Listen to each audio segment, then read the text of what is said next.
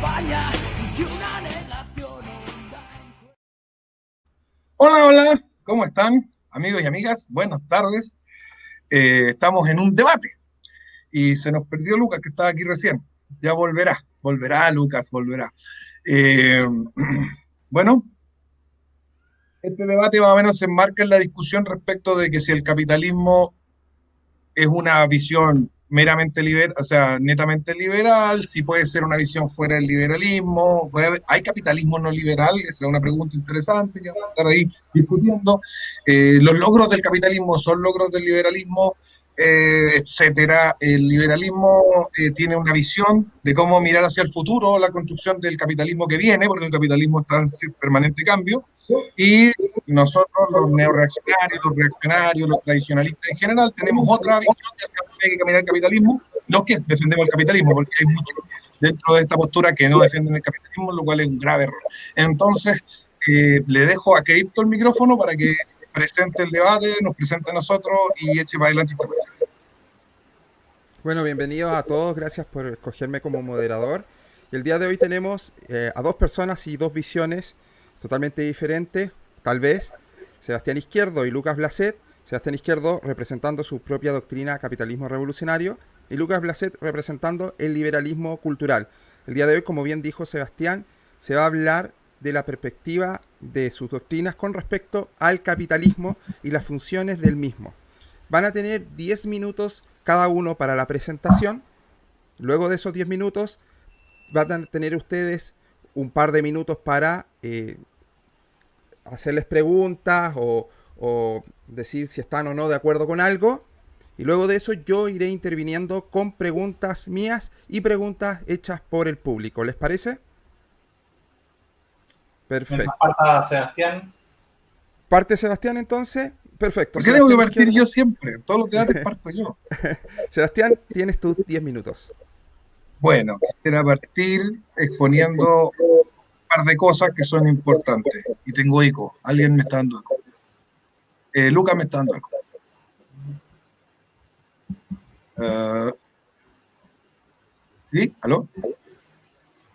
Sí, Lucas me está dando eco. Bueno, voy a seguir hablando. Lo primero es decir que existe, digamos, una visión equivocada que plantea que con las revoluciones liberales del siglo XIX habría surgido, habría aparecido el capitalismo como modelo económico. Eh, el capitalismo, las relaciones económicas entre los seres humanos no han tenido un cambio tan fundamental desde la revolución neolítica, y los dos cambios importantes que podríamos ver entre medio después serían la revolución industrial, que ocurre principalmente en una Inglaterra sin revolución liberal y en una Alemania sin revolución liberal, y del desarrollo de la banca y las tecnologías financieras que serían dadas por primero los caballeros templarios y posteriormente la banca italiana, ¿no es cierto? Los distintos grupos de banqueros italianos, los cuales tampoco existían dentro de un esquema de revolución liberal. Las revoluciones liberales se enmarcan a principios del siglo XIX, dan lugar a los estados modernos, y algunos países ya tenían un estado más o menos moderno, teniendo anteriormente lo que son monarquías absolutas, que el liberalismo lo que hace es tomar ese mismo estado y darle las formas que ellos quisieron darle. En ese sentido, entonces, yo planteo primero que nada una diferencia entre capitalismo y liberalismo, y por lo tanto separo el aspecto político del liberalismo, que consiste, bueno, igualdad ante la ley, libertad de expresión, individualismo, eh, Estado-nación y una serie de otras características, de Estado de Derecho, democracia representativa, ¿bien? El capitalismo, que básicamente intercambio, precios, mercado, comercio, producción en masa. Bien, que bueno, la vemos en China desde el siglo XI, la producción en masa incluso. Entonces vamos a ver que también el liberalismo tiene dos formas de ser visto. Vamos a ver el liberalismo de las revoluciones liberales, que es el liberalismo clásico, ¿no es cierto? De un liberalismo del Estado-Nación, un liberalismo de aranceles, un liberalismo de una moral conservadora, un liberalismo eh, que se plantea más familiar, que no destruye todavía ciertas bases de la naturaleza de las sociedades humanas, como por ejemplo, aún el voto está anclado a la participación militar en la guerra o a la tenencia de tierra, ¿no es cierto?, con los votos censitarios en distintas repúblicas durante el siglo XIX, o con el hecho de que simplemente que los hombres voten y las mujeres no, que también genera, ¿no es cierto?, eso de mantener ligado el rol defensivo del rol del poder, digamos, mantener ligado el rol defensivo del poder, porque el poder históricamente, y eso lo voy a ir desarrollando más adelante, ha estado siempre relacionado con quien defiende manda, y una de las tragedias del liberalismo actual, el liberalismo después de la Guerra Fría, el liberalismo después de mayo del 68, que tengo entendido es el que reivindica la SED, ¿no es cierto? Un liberalismo global, no nacional, no hay Estado-nación, liberalismo global, derecho humanista en lugar de democrático republicano, sino derecho humanista, donde los derechos humanos planteados por las Naciones Unidas están por encima de la soberanía de los países, por encima de los criterios nacionales y por encima de la voluntad mayoritaria, donde el sistema está volcado más que al ahorro hacia el crédito, que lo que genera, ¿no es cierto?, una reversión de las prioridades humanas en términos temporales, obliga a una vida cortoplacista, obliga a una vida de consumo, obliga a una vida de ir de yo quiero viajar, no me quiero casar, pocos hijos, y entonces tendríamos estos dos liberalismos. En un liberalismo clásico, la gente podría estar diciendo, muchos liberales más conservadores, incluso Cripto, que es medio paleo, podría estar diciendo, bueno, pero eso a mí me gusta, tiene todos los ingredientes de lo que me gusta, hay familia, hay nación y hay libertades individuales y todo lo demás, pero yo voy a plantear que todo eso aún así significa destruir en gran medida las la naturaleza humana en términos de su forma de vivir sedentariamente desde que en la revolución neolítica comenzamos a vivir seriamente. Bien, primero que nada existe una concepción de libertad que no es clara, que no es material, en el liberalismo tanto clásico como en el actual, como en las corrientes libertarias, etcétera, que es básicamente una potencialidad absoluta, digamos, el hacer cualquier cosa. Esas potencialidades absolutas, por supuesto, se compensan entre sí con los principios de no agresión, las ideas, ¿no es cierto?, de la tolerancia, mi libertad termina donde empieza la tuya, etcétera, pero siguen siendo potencialidad absoluta.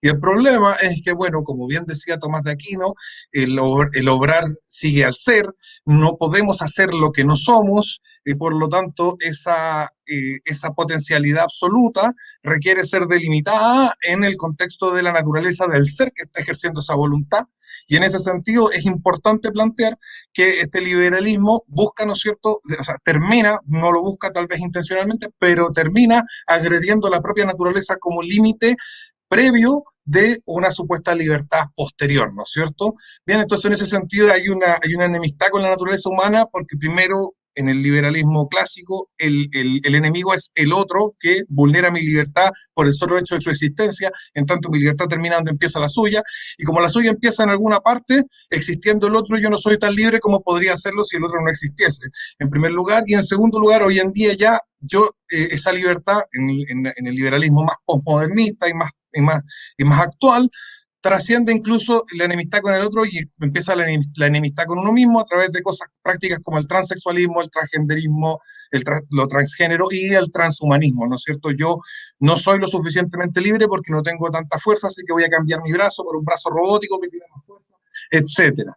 Bien, todo esto en contraposición, ¿no es cierto?, de la lógica que nos dice que obramos de la forma que obramos porque somos lo que somos, así como las rocas y los perros no pueden actuar como pájaros y algodón, los seres humanos no pueden actuar como jirafas, y los hombres no pueden actuar como mujeres, etcétera, ¿no es cierto? El obrar sigue al ser.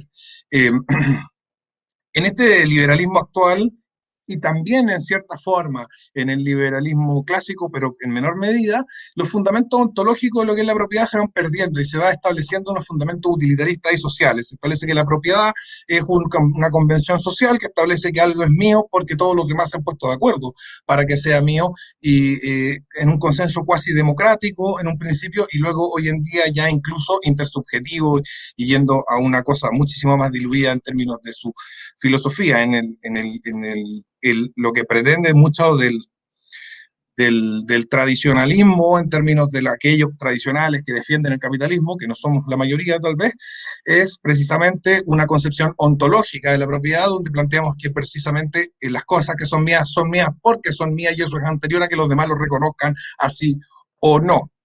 Bien, con las revoluciones liberales del siglo XIX se produce una serie de consecuencias ideológicas, económicas, culturales, sociales y reproductivas que voy a estar diciendo en esta segunda parte de mi argumentación y que van a estar siendo contraposicionadas a la forma natural que ha tenido el ser humano los anteriores 10.000 años, los anteriores 11.000 años, 12.000 años de vida desde la revolución neolítica en adelante. No contaremos el estilo de vida nómade porque no corresponde, dado que nosotros vivimos como sedentarios, plantearnos, ¿no es cierto?, normas de naturaleza nómade. Bien, en primer lugar, de la tradición protoindoeuropea, tanto en la tradición protoindoeuropea como en ciertas tradiciones asiáticas, se entiende claramente que el ser humano es libre en tanto se dan esas condiciones materiales que lo hacen libre, las cuales son la tierra y las armas. Una persona que no tiene tierras donde ejercer su libertad y armas con las cuales defenderla, esa persona no es libre. En lugar de pretender la libertad como una normativa que nos va a plantear el liberalismo y la modernidad, la libertad como una normativa del individuo amparada por el Estado, la libertad es un hecho, no un derecho, que emana de la posesión de tierra y armas que le da permiso, digamos, que le da la facultad material al ser humano de ejercer una condición de ser libre. Bien, el segundo sentido es que el ser humano se ha agrupado y ha construido naciones no naciones, perdón, sino países, agrupaciones humanas, unidades políticas con soberanía, con sociedad, con mercados, con bienes públicos y privados, en función de un sistema de creencias que ha aglutinado y ha unificado a esos seres humanos en un territorio determinado. La idea del liberalismo clásico de la nación, donde la raza, el idioma o la cultura eran más importantes que las creencias sobrenaturales, dada la libertad religiosa que el liberalismo clásico propendía, va a contrapelo de lo que siempre han sido las patrias desde que el ser humano tiene patrias. Las patrias del ser humano han sido siempre patrias religiosas, donde la fe es lo primero y lo más importante. Y en ese sentido, bueno, el liberalismo le quita a la identidad del pueblo la fe para sustituirlo con una identidad prostituida, frágil y racionalmente construida y súper arbitraria, que sería el tema de la nación. Eso serían el tema de la nacionalidad. Y bueno, y hoy en día nos pretenden, ¿no es cierto?, incluso de construir esa misma nacionalidad que ellos construyeron, arguyendo, ¿no es cierto?, todas las falencias teóricas y prácticas que tiene el concepto de nación, que los mismos liberales clásicos pusieron, los neoliberales, digamos, luchando contra eso. Me quedaron como 10 puntos. Démosle, sigan.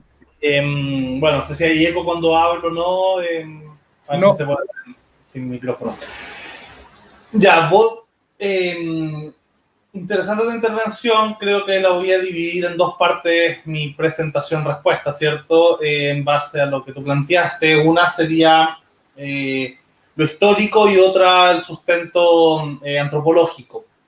Primero la histórica, ¿cierto? Algo que yo he llamado la demografía liberal, que de alguna forma tú, ¿cierto? Tocas, lo hablábamos, ¿cierto? ¿No? Cómo se le da importancia a los hechos históricos y cómo se va construyendo un relato. Y bueno, evidentemente difiero de tu relato de la historia.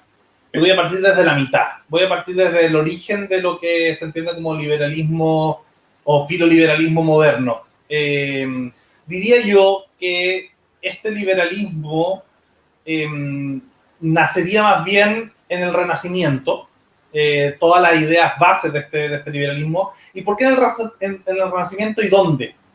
Siento con la caída de Constantinopla, muchos filósofos neoplatónicos sobre todo, van a migrar de Bizancio hacia las repúblicas romanas, o sea, la república italiana. Pero antes de eso, incluso, en Venecia ya veíamos cómo habían mantenido ciertos patrones culturales distintos al resto del lugar de la Edad Media. Ellas tenían una identidad política donde reivindicaban muchos de los elementos de la República Romana, más allá del imperio, sino de la idea de República Romana, y más allá si eran herederos o no, tenían esa idea como finalidad. Esto influenció mucho sobre Maquiavelo, influenció mucho también sobre la estructura de Florencia posteriormente. Y de ahí ya el traspaso de esa idea hacia Holanda, donde se generó, ¿cierto?, la bolsa de comercio. Estas mismas bancas que mencionas tú van a pasar obviamente a Inglaterra y ahí se van a dar. Recordemos que Inglaterra sí vivió una revolución liberal o pseudo-liberal, que fue, ¿cierto?, la Revolución Gloriosa y previamente la Guerra Civil Inglesa, donde podríamos distinguir al primer bando político liberal, los cabezas redondas, que eran el grupo de parlamentaristas. En ese grupo es verdad que habían puritanos, habían protestantes, ¿cierto?, muy, muy conservadores, de los cuales emanaban grupos de izquierda, donde también está el nacimiento de la izquierda, que nace del conservadurismo, nace del cristianismo, ¿cierto?, primero con la idea de Tomás Moro, y luego con estos que se llamaron los niveladores, y su versión más radical, los cavadores, los levelers. Y estos sí planteaban una sociedad sin propiedad privada. Pero había otro bando, ese era el bando de Oliver Cromwell, y en el otro bando estaban los burgueses más ricos y que de alguna manera apoyaban el parlamentarismo, no desde esta idea conservadora, puritana, cristiana, ¿cierto?, y protosocialista, sino más bien pro libre mercado, que fue el grupo de Thomas Fairfax. Y estos van a luchar junto contra los católicos en su momento en Inglaterra. Hay que recordar que decapitaron al rey 100 años antes, 120 años antes de la decapitación del rey en Francia, que parece ser un hecho tan importante para la modernidad. En Inglaterra ya se estaba llevando a cabo. Recordemos que ahí, por ejemplo, el padre de John Locke peleó en esa guerra, ¿cierto? Incluso vamos a ver que Thomas Hobbes, que muchos consideran como un proto-liberal conservador de alguna manera, o al menos un ilustrado de derecha, autoritario, sí también estaba en un bando intelectual cercano a Cromwell. Ahora, ¿por qué son las repúblicas como Venecia y después Florencia las que toman este liberalismo? Hay algunos hayekianos que argumentan, ¿cierto?, que esto salió de la escuela de Salamanca y no sé cuánta tontera más que han creado su mitología para hacer el fusionismo liberal conservador. Ya cuando uno conversa con un católico bien formado, uno se da cuenta que ya los Bartolomé de las Casas, ¿cierto?, y otros tipos de personas de la escuela de Salamanca ya estaban tremendamente influenciados por el humanismo renacentista. O sea, no nace de ahí, no nace del pensamiento católico. Hay otros católicos que han argumentado, no, es que el cristianismo es primera vez que se plantea, ¿cierto?, la salvación individual del alma. Se lo he escuchado varios liberal conservadores, pero la verdad es que no. La verdad es que si uno ve los misterios dionisiacos, 1200 años anteriores, 800 años anterior al nacimiento del cristianismo, ya notamos que la salvación del alma era individual, que la posibilidad de entrar a los campos elíseos era para los iniciados en los misterios, mucho más allá de pertenecer a una nación o no. Algo sí mencionaba también Escotado, que veía el debate ayer cuando vino a Chile y estaba Sebastián Izquierdo dentro del público igual que yo, que fue una gran exposición. Ahí Sebastián Izquierdo se ve corriendo, apenas termina el debate a hablar con Escotado, nos podrá contar después qué le preguntó. Ahora bien, en esa idea mistérica, vamos más atrás. Voy a la segunda parte de mi intervención, que tiene que ver con la antropología. De alguna manera, tú dices, ¿cierto?, elige a mi modo de ver, muy arbitrariamente, el neolítico o la sedentarización como un punto de partida para establecer la naturaleza humana. Si nos vamos a algo meramente biológico, llevamos unos 200.000 años siendo de la misma especie. Las variaciones más importantes, diría yo, que se dan en Eurasia Occidental es en el mestizaje entre neandertales y cromañones. Cuando entra el ADN, ¿cierto?, neandertal en la humanidad, se empiezan a ver las primeras manifestaciones de arte rupestre. Recordemos que los neandertales, que son de otra especie, ya enterraban a sus muertos, o sea, tenían una concepción espiritual o al menos de pensamiento futuro mucho más compleja que el humano. Entonces, vemos en esta mezcla de dos protoculturas y se podrían considerar incluso culturas paleolíticas el inicio de lo que podríamos considerar la mente humana. Y ahí estamos hablando de de sujetos que, si tú los clonás y los ponías hoy día, son biológicamente igual a nosotros. Si queremos ir al esencialismo de la naturaleza humana, ya hace 40.000 años, después de este mestizaje, ya podemos encontrar sujetos que son básicamente iguales a lo que podríamos encontrar hoy día. Y como el neolítico fue una revolución cultural, la revolución moderna o industrial o una transhumana no carecería de distintas situaciones de cambio de tecnología y cultura diferente, porque la biología, la verdad es que no ha cambiado sustancialmente. Entonces, recurrir a este universalismo biologicista o esencialista, diría más bien esencialista que recurras tú, Sebastián, me parece medio arbitrario. Y bueno, la consecuencia posterior de esa dicotomía, ¿cierto? O de esa elección epistemológica y metafísica, lleva, ¿cierto?, de alguna manera a que se mantengan ciertas cosas como definiciones de libertad dadas después de la revolución neolítica. Y la verdad es que la primera vez que aparece la palabra libertad escrita, ¿cierto?, Amagi, en sumerio, que es cuando parte la escritura, ¿cierto?, tiene que ver más bien que con la tierra y las armas, tiene que ver con el no ser esclavo. La primera vez que se habla de libertad es alguien que dejó de ser esclavo, hizo la tatuada, ¿cierto? Entonces estamos hablando, y tú no dejabas de ser esclavo por tener armas y por tener tierra. Podías tener potencialmente armas y tierra, pero lo más importante es que tú no eras propiedad de otro sujeto. Y yo diría que ahí está quizás el punto importante para empezar a distinguir el liberalismo. Lamentablemente, para cierto una crítica nietzschiana, no podría decir que el liberalismo sí podría ser una mentalidad de esclavo en cuanto, o una moral del esclavo en cuanto, desde ahí nace este primer espíritu de liberarse y no ser cosa de un otro.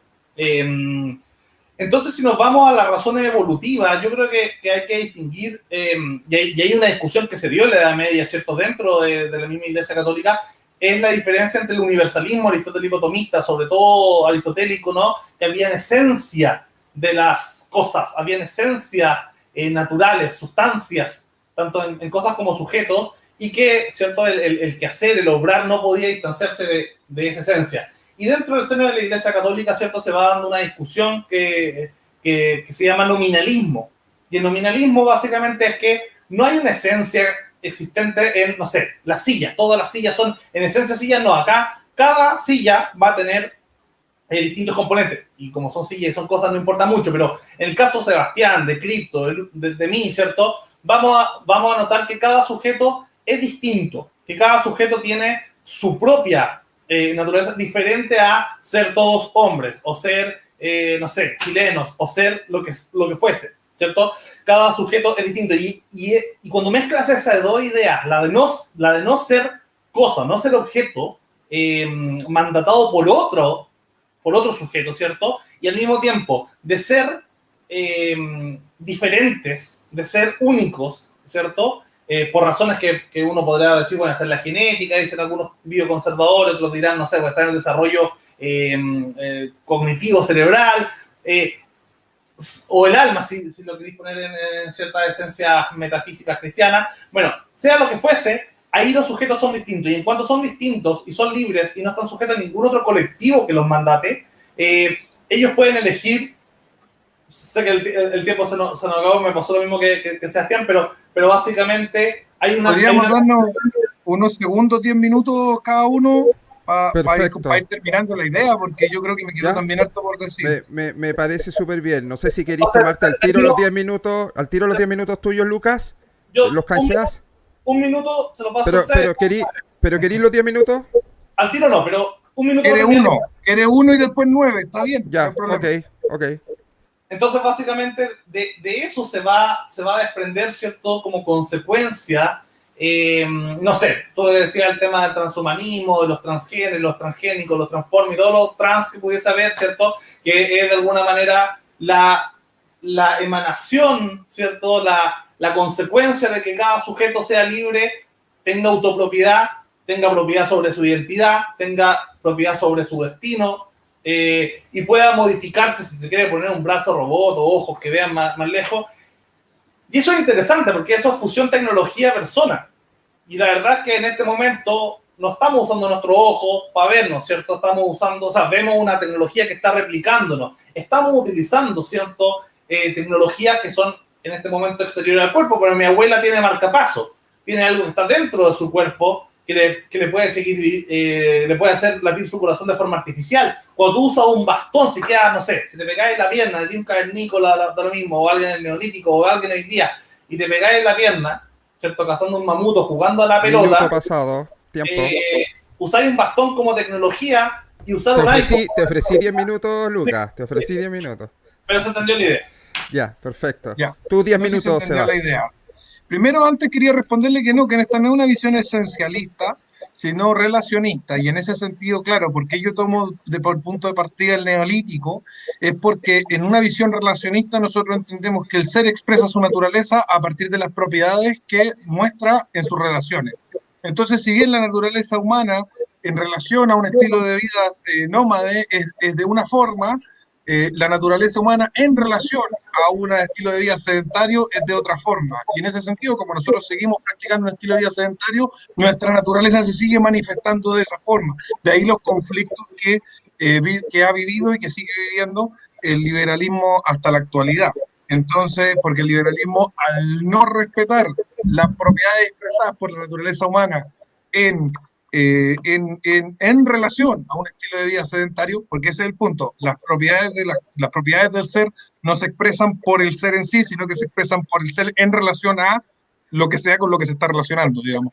¿Vale? Eso lo podemos ver con las relaciones con la luz, en el sentido de nuestros sentidos, ¿no es cierto? Observamos las cosas que no han cambiado su naturaleza fundamental, pero al estar iluminadas de distintas formas vemos cambios en los colores, por lo tanto podemos decir que la cosa no se expresa en sí misma, sino que se expresa de acuerdo a la relación en la que está participando. Pero no voy a entrar a explicar, porque ahí sí que me tomo 2 horas, el relacionismo metafísico. Sí, hacer ese acápite. O sea, estamos en una sociedad sedentaria aún y llevamos 12.000 años en una sociedad sedentaria, al menos los de origen europeo, otros llevan menos, y en un estilo de vida sedentario, la naturaleza humana expresa ciertas propiedades que son distintas de las que expresa en un estilo de vida nómade, etcétera. ¿Bien? Eso por lo mismo. Entonces estamos hablando, yo no estoy hablando desde una posición esencialista, sino sin negar las esencias en una posición relacionista, entendiendo que la esencia no se manifiesta, no se expresa, no es posible ser observada ni analizada si no ha habido una relación que la haga manifestarse y por lo tanto esa relación que le permite manifestarse nos presenta la naturaleza de la cosa en esa relación y no en otra. Bien, solamente ese punto. Bien, quería seguir un poco con mi cuestión porque una de las cosas, una de las propiedades que expresa la naturaleza humana a partir del estilo de vida sedentario es la soberanía familiar. Y Lucas me hace un gran favor porque presenta ejemplos, ¿no es cierto?, como la República Romana o las ciudades italianas que pretendían, ¿no es cierto?, revivir la República Romana, incluso un poco antes del Renacimiento. Y la República Romana era una república de familias, no era una república de individuos, no era una república de personas, era una república de familias. La unidad política fundamental, jurídica fundamental y sobre todo la unidad soberana fundamental era la familia. Y las guerras internas eran entre familias. Y los que respondían eran el responsable de la familia, etcétera. Una de las cosas que el Estado moderno liberal nos quita en virtud del individualismo radical que plantea ya a partir del siglo XVIII y que viene, ¿no es cierto?, heredado de estas teorías, de estas formas de pensar que Lucas estaba planteando, nos quita la soberanía familiar. Entonces, toda la soberanía pasa a estar en el Estado y por lo tanto nos quita la construcción ascendente de soberanía entre familias que teníamos durante los contratos de vasallaje en el medioevo. Con lo cual, ¿no es cierto?, el Estado-Nación se plantea como la unidad política unívoca que gobierna individuos en un territorio y, por lo tanto, no existe este gobierno que se va construyendo, incluso diría voluntariamente, por usar una palabra libertaria, desde los jefes de cada unidad familiar hasta componer el territorio del país completo cuando se llega, ¿no es cierto?, a aquel que ha recibido estos contratos de vasallaje en última instancia, que sería el rey, el emperador y incluso en última instancia el Papa y Dios, ¿no es cierto? Eso nos lo quita. Y eso lo teníamos no desde el cristianismo, sino lo teníamos desde la República Romana y desde la democracia ateniense y desde antes de eso. Cuando yo hablo de las armas y la tierra, no me estoy refiriendo a la cultura sumeria, dije claramente que era la proto-indoeuropea, que es hartos kilómetros de distancia con la sumeria. Y si bien efectivamente esas sociedades que eran muy exhaustivas en cuanto a su esclavismo podían considerar que la libertad era precisamente no ser esclavo, estas sociedades proto-indoeuropeas que no eran exhaustivas en su esclavismo, que de hecho aprendieron el esclavismo de las sociedades asiáticas, mediterráneas y africanas, consideran que la libertad era más bien el ejercicio de tener una tierra y tener un arma, las condiciones materiales necesarias para poder ejercerla, y por lo tanto eran solamente esos hombres libres los que participaban en política, como ya dije, en la democracia ateniense, en la República Romana, en las monarquías, etcétera, ¿no es cierto?, que se juntaban en los consejos de señores, etcétera, todo lo que, y ahí hay mil variables. Respecto del tema de las revoluciones, comillas, liberales de Inglaterra, bien, es un poco aventurado llamarlas liberales, contienen componentes de liberalismo porque no son atemporales, existen en el tiempo donde el liberalismo está existiendo, pero podemos ver, ¿no es cierto?, claras diferencias entre el liberalismo que busca establecer una república de individuos y los distintos conflictos civiles que siguieron en la Inglaterra de la época, que si bien habían componentes ideológicos liberales, dados precisamente porque eran en su mayoría protestantes y por lo tanto, desde la Reforma Protestante en adelante, se presenta una idea de relación con el absoluto, que tiene altas implicancias políticas, una idea de relación con el absoluto que no está mediatizada por una iglesia con un dogma, sino que está mediatizada únicamente por el libro de la Biblia, y eso, digamos, le da un gran impulso al individualismo como idea política donde el gobernante gobierna solo sobre individuos y no tiene estas soberanías que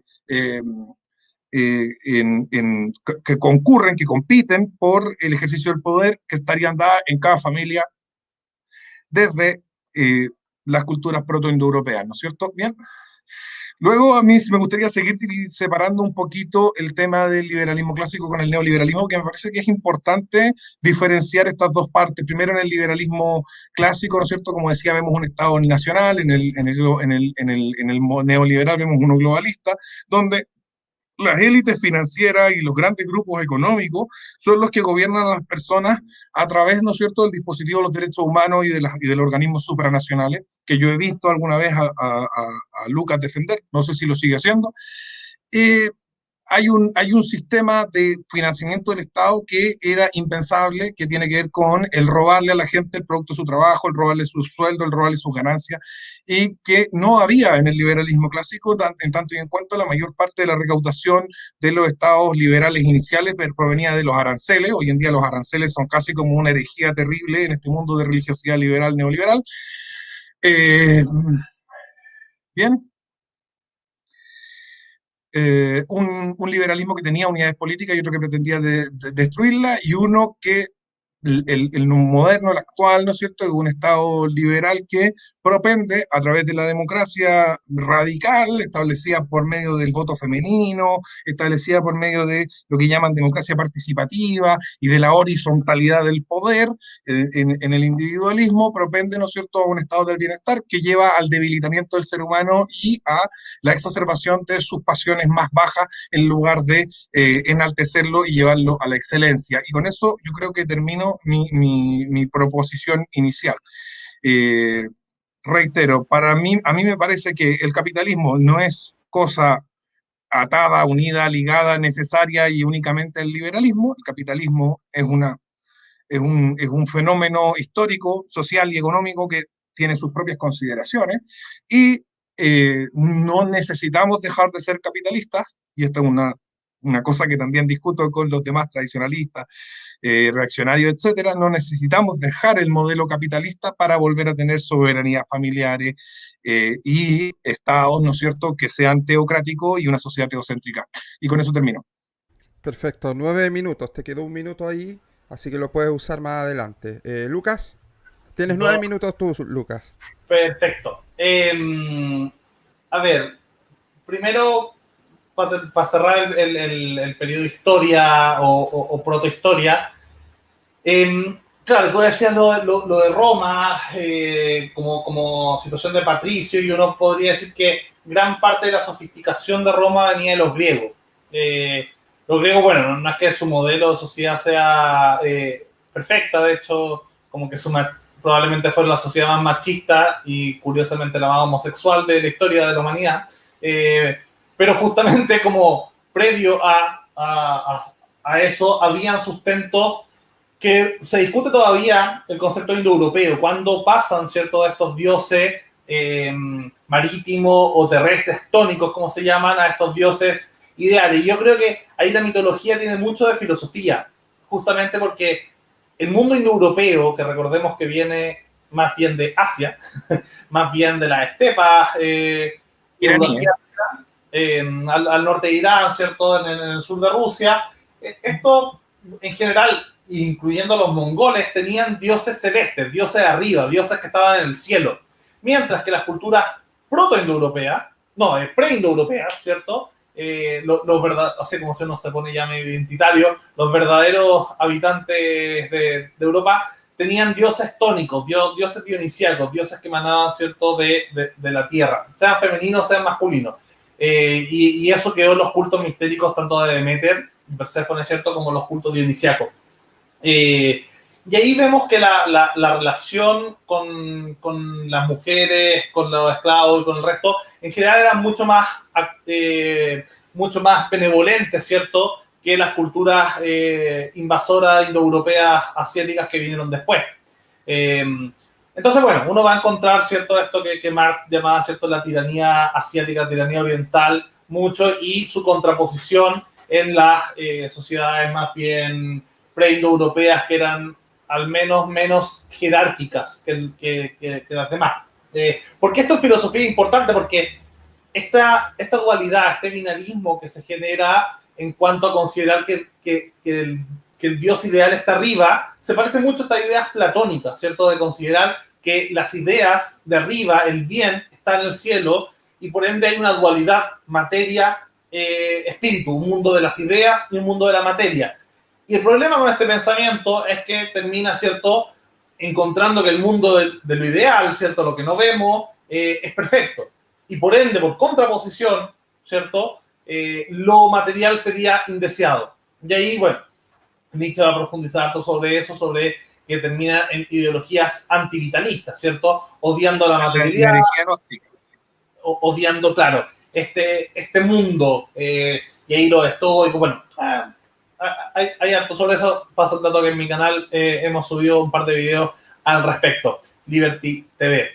Siguiendo con el tema de la historia y ahora pasándonos varios años para adelante, ¿cierto? Para ir a tu definición, que parece muy interesante, la idea del liberalismo versus neoliberalismo. Yo soy también de los que reivindica la idea de neoliberalismo, no como algo, como un insulto que dice, no, es que no existe, es que lo inventaron los marxistas. Bueno, el capitalismo como concepto y capital también fue inventado los marxistas, y uno se puede apropiar de esos insultos y hacerlo suyo. Por eso yo mismo me siento tanto neoliberal como globalista, que son dos situaciones que partieron como insultos. Lo mismo con Pipiolo y Pelucones, lo mismo con Wix y Tony, ¿cierto? Y esto es una historia antigua. Entonces, en ese sentido, yo voy a rescatar y recoger el guante con respecto tanto al neoliberalismo como al globalismo que está criticando Sebastián. Por una parte, la idea, claro, del liberalismo clásico, yo creo que te leí o vi, ¿cierto?, esta idea de esta distinción de cómo se financiaban. Las primeras veces que se generó un tratado de libre comercio fue entre la Francia imperial de Napoleón III e Inglaterra.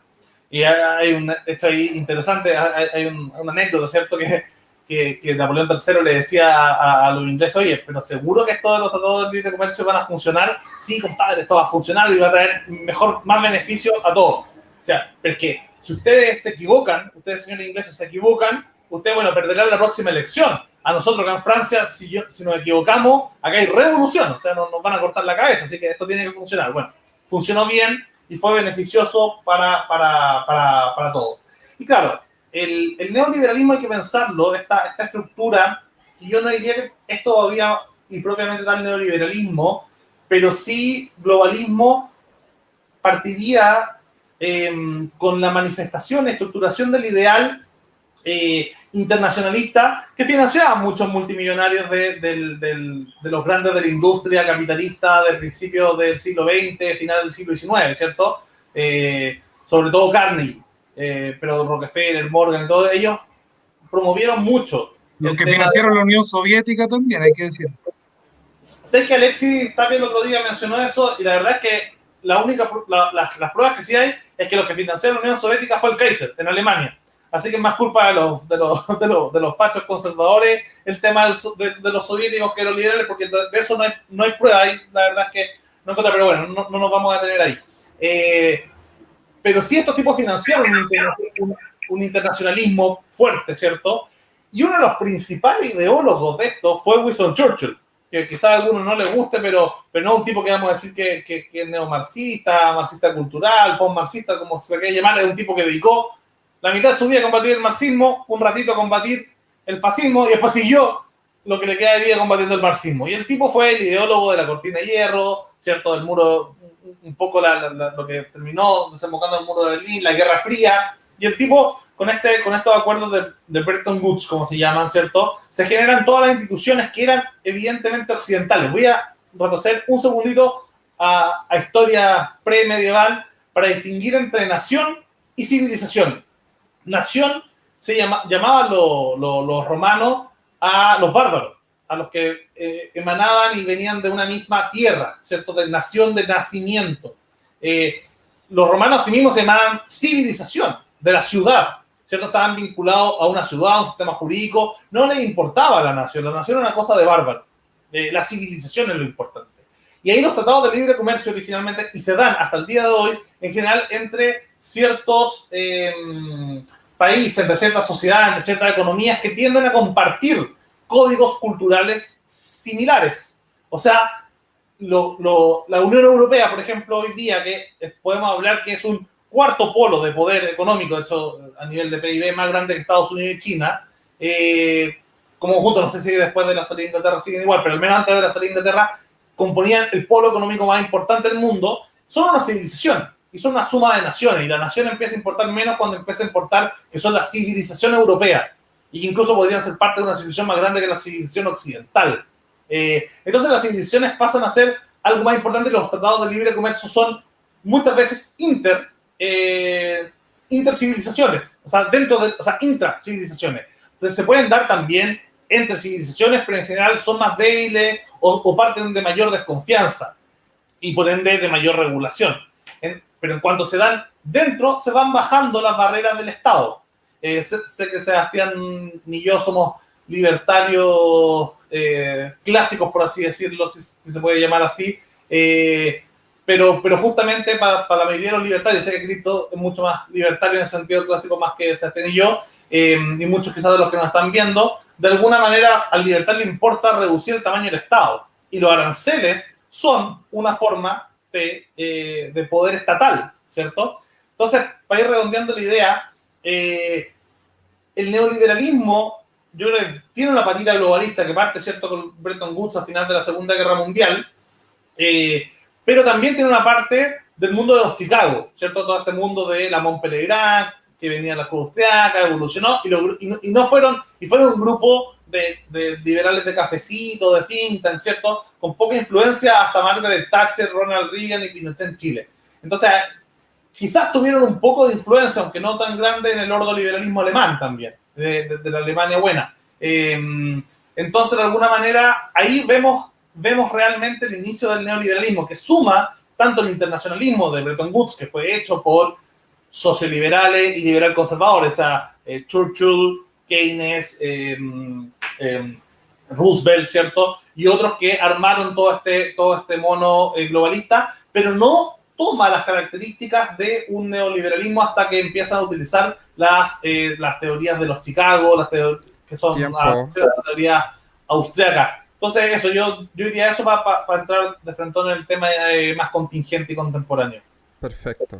La siguiente etapa, entonces, que ahora ustedes se dan de madrazos, como diría un mexicano. Bueno, puedo partir yo porque él habló recién.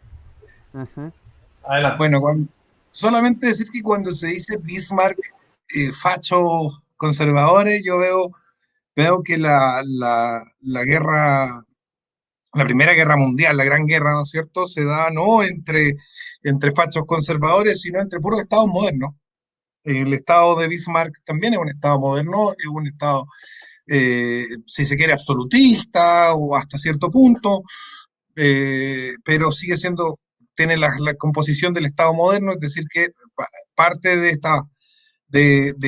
el principio de esta idea de modernidad, ¿no es cierto?, de la dicotomía colectivo-individuo, donde el mismo Bismarck, ¿no es cierto?, y sus antepasados estaban reunificando, ¿qué cosa?, la nación alemana, donde todos estos individuos nacionales serían iguales frente a un Estado que los gobierna a todos y donde no existen, ¿no es cierto?, estas soberanías familiares que son lo que precisamente se intenta rescatar desde el tradicionalismo.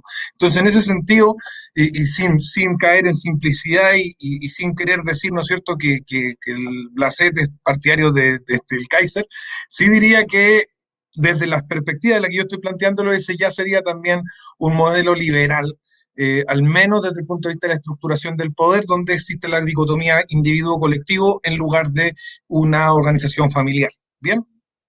Eso solamente quería acotar con eso. No sé si Lucas quiere responder a eso para que vayamos dándole vuelo al Sí, asunto.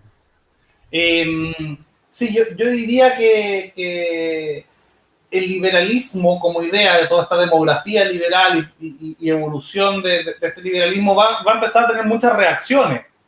Ahora, como bien decíamos en off antes del programa, la modernidad, a pesar de que el liberalismo es el gran triunfador de la modernidad no significa liberalismo necesariamente. Yo creo que Bismarck y todo ese Estado alemán, ¿cierto?, de 1870 hasta 1914, o sea, hasta 1918, va a estar enmarcado entre la modernidad, es verdad, te concedo el punto, pero no dentro del liberalismo. Es una reacción, si queremos, social cristiana al liberalismo. Como también el marxismo es moderno, pero es una reacción antiliberal. Y el fascismo, algunos lo llamarán premoderno, pero también muchos otros lo llaman, ¿cierto?, como una reacción, quizás la reacción más potente a la modernidad y también al marxismo, ¿cierto? Es una reacción a ambas ideologías y en tercer menor medida... Es la modernidad revolcándose sobre sí misma. Es como Probablemente. cuando esa escena de Club de la Pelea, cuando se agarra combos consigo mismo, ese es el fascismo. El fascismo es la modernidad así. A ver si logra sangrar premodernidad por algún poro. Claro. Entonces, de alguna manera, yo creo que muchas de estas ideologías son reacciones dentro de la categoría de la modernidad, por ende un triunfo liberal, pero son reacciones a este liberalismo esencial. Por eso a mí me gusta distinguir, y lo hablábamos el otro día en el programa de Cripto, entre un liberalismo 1.0 y un liberalismo 2.0. Un liberalismo 1.0, ¿cierto? El liberalismo quizás de la reforma, un liberalismo incluso también de la ilustración, que plantea las reglas del juego, de la modernidad, que ahí va a entrar hasta Rawls o Hayek, ¿cierto? Que van a plantear, bueno, mira, yo la verdad es que no quiero jugar a la pelota, yo quiero ser árbitro, y voy a plantearte las reglas del juego. Yo esto para ponerle un nombre, yo le puse liberalismo apolíneo, por ende que marca, ¿cierto?, las reglas del juego, la normatividad, sean libertarias, sean igualitarias, da igual. Es como armamos las reglas del juego para que otros fascistas moderados, marxistas moderados, social cristianos, progresistas, becos, pomos, quien quiera, socialdemócratas, neoliberales, puedan jugar dentro de. Pero ese liberalismo apolíneo sería el que sería el árbitro. Mientras que estaría el liberalismo dionisiaco, ¿cierto?, que es el que juega dentro de la cancha, ¿cierto? El que va. Y probablemente las reformas son los masones, son los que movieron esto, fue la banca, ¿cierto? Son los que están moviendo y son el jugador. Será el Alexis, será Bravo, será el que sea, pero está dentro de la cancha jugando. Entonces la cancha se llamó modernidad y dentro de la Primera Guerra fueron justamente, si uno ve, todos los primeros ministros de los aliados eran liberales, o presidentes, ¿cierto? Wilson era liberal. Probablemente no vimos un presidente tan liberal en Estados Unidos hasta Bill Clinton.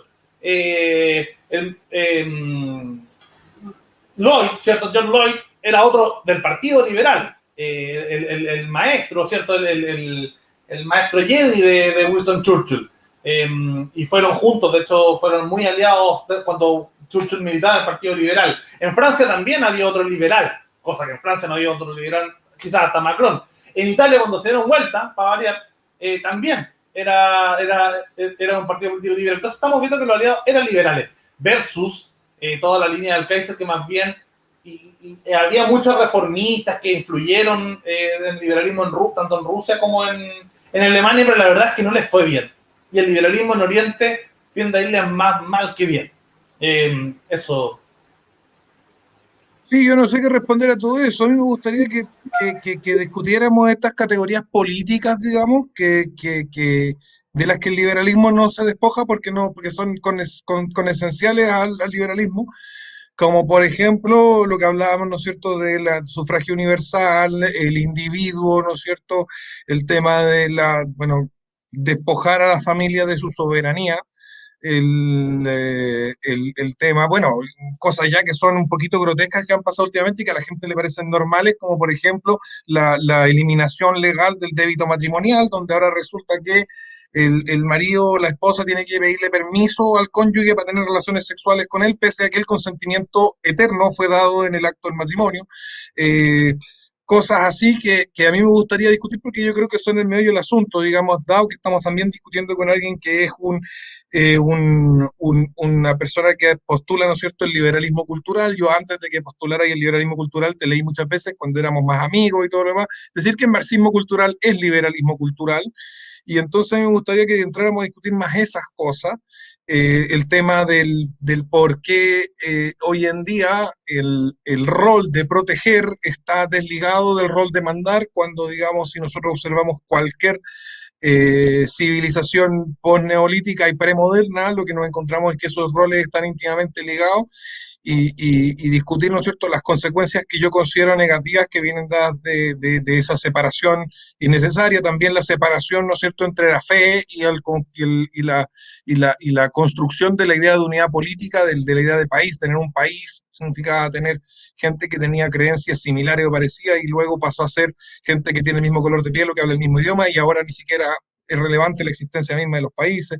Todo ese tipo de temas a mí me parece que son el meollo del asunto, porque más allá de eso, si nosotros hablamos de aranceles, claro, tú puedes decir, izquierda parece que está en contra de los tratados de libre comercio. No, para nada, pero el libre comercio no puede significar que el Estado no se financie. Cuando nosotros observamos los tratados de libre comercio, que eran bastante más libertarios que los tratados de libre comercio actuales, que tienen miles y miles y miles y miles y miles de páginas de regulación y de homologación legislativa, etcétera. Cuando nosotros miramos los tratados de libre comercio que él citaba, ¿no es cierto?, que citaba Lucas, del siglo XIX, siglo XVIII y posteriores, lo que nosotros nos encontramos son no con eliminación de aranceles, sino con disminución simultánea de ciertos aranceles o de todos los aranceles, pero no se dejaba al Estado sin recaudación, mientras que el neoliberalismo plantea prácticamente la inexistencia de los aranceles, o unos aranceles que están ahí de juguete, y tenemos, ¿no es cierto?, un Estado que tiene que expropiar a los ciudadanos, previo a posteriormente a haberlos desarmado y haberles quitado la soberanía política de su familia, luego expropiarlos, ¿no es cierto?, su riqueza para financiarse, en lugar de financiarse en la frontera, que es donde le corresponde y donde le ha correspondido siempre. Todo ese tipo de cosas me parece que son las que queremos discutir, así que bueno, nombré varias, el tema del feminismo, el sufragio femenino, el tema hay muchos temas ahí, entonces no sé si por cuál te gustaría partir a ti, o por dónde te gustaría partir a ti, y conversando, yo creo que esos que son el meollo del asunto, o si a ti te parece que el meollo del asunto es otro. No, estoy de acuerdo en que es interesante discutir eso porque es como si todo emanara, ¿cierto?, de una misma lógica liberal. Primero, responder un poquito sobre la idea de marxismo cultural y liberalismo cultural. Yo creo que la mayor diferencia, y acá voy a conectar con todo lo demás que dijiste, la mayor diferencia es que el marxismo cultural, si es que existiera tal término, que lamentablemente se entró en un desuso medio conspiranoico, entonces al final terminó muriendo el término, murió joven, pero básicamente yo sostenía que era la idea de generar dos colectivos enfrentados hegelianamente con una idea de amo y esclavo. Mientras que un liberalismo cultural, como cualquier liberalismo, se basaría en un individualismo epistemológico. Entonces finalmente sería el individuo liberándose de un colectivo y no un colectivo tratando de destruir a otro colectivo. Esa sería una diferencia entre marxismo cultural y liberalismo cultural. Dicho eso, respondo quizás por qué el liberalismo, neoliberalismo, postliberalismo, todos los liberalismos que queráis emanaron a llegar a las conclusiones que han llegado, justamente por lo mismo, por el individualismo, ¿cierto? El individualismo, primero vamos al tema de la familia, que es interesante. Yo creo que hay una diferencia interesante entre liberal y libertario, porque el liberal sospecha, suena muy individualista obviamente, pero la sospecha la ponen en distintas partes. el libertario la ve bien lejos. Entre más lejos y más grande se ve en un mapa, más peligrosa es. Por ende, le temen más a la ONU que al Estado, no sé, de Chile, al Estado de Venezuela, al Estado de China, al Estado de Cuba, al Estado de Inglaterra, al Estado de Estados Unidos. Les da lo mismo, pero ven, ¿cierto? Esto que es una suma de poderes sin que consideren, ¿cierto? Muchos libertarios que estos tratados internacionales, a diferencia del supuesto contrato social de la nación-estado, estos sí son mucho más voluntarios que los otros. No son 100% voluntarios porque nadie se puede salir y entrar individualmente, pero al menos son mucho más voluntarios que haber nacido en un país y que te marquen para siempre con ese país. De hecho, disculpa que te interrumpa, yo también le digo a los libertarios que el contrato medieval de vasallaje es un contrato social efectivo que existió, no como el contrato social del Estado moderno nacional. Digamos. Estamos de acuerdo. Pero el liberal, esa misma sospecha, ese mismo escepticismo hacia el poder, lo parten desde abajo hacia arriba. ¿Cierto? Y por eso quizás es más maniano en ese sentido. O sea, empiezan a sospechar, primero, cualquiera que pueda afectar tu individualidad más temprana, ¿cierto? Y ahí, sea quien sea que pueda hacer el colectivo, o sea, y no solo el colectivo, el autoritarismo y el colectivismo son las dos ideologías antiliberales, ambas igual de peligrosas. Puede haber un totalitarismo democrático o puede haber un autoritarismo bastante no totalitario, bastante liberal incluso, como algunos han planteado. Ambos me parecen igualmente peligrosos. Y el autoritarismo y el colectivismo se pueden ver en el Paleolítico con la tribu, ¿cierto? O sea, alguien este típico meme que usaban para molestar a los libertarios, ¿cierto? Bueno, quería un estado chico donde se permitan las armas, donde puede hacer lo que sea. Bueno, ahí tenéis Somalia, la utopía del anarcocapitalista. El problema de los Somalia, ¿cierto? Es que ahí el poder lo tiene... Killing is business en Somalia. Killing is business en Somalia. Pero en ese sentido,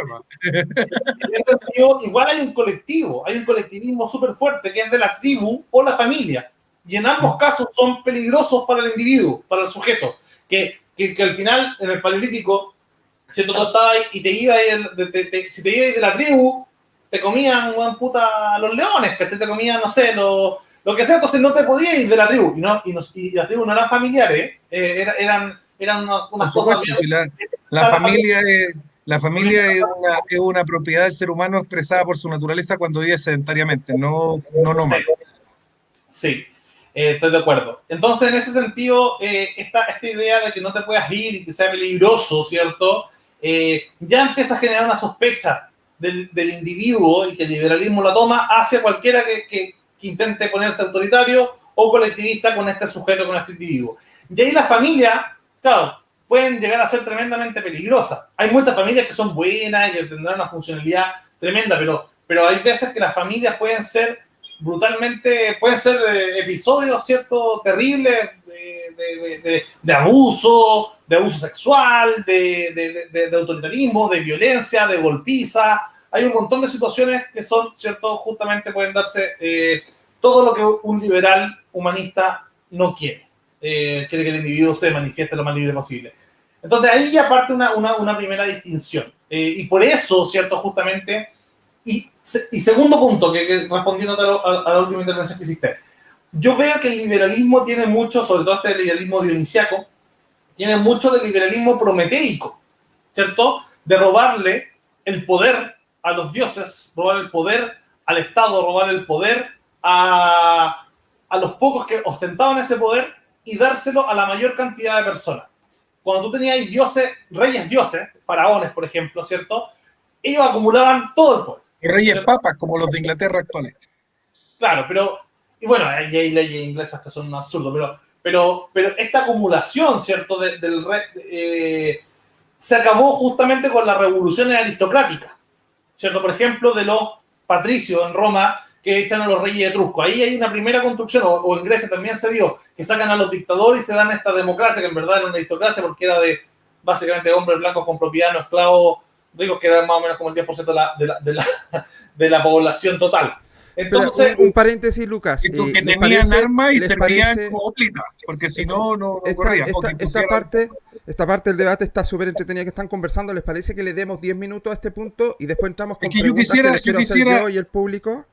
Yo quisiera interpelar a Lucas en esos mismos términos, porque Lucas, digamos, de alguna manera da lugar, y por eso también era para mí importante realizar este debate, porque yo cuando discuto con los libertarios, yo les digo, el individuo no existe porque el ser humano no es un ser increado y no es Dios, digamos. Y cuando él hace el ejemplo Prometeo, y cuando él dice que la familia es una institución que puede ser tiránica y todo lo demás, entonces que el individuo tendría, digamos,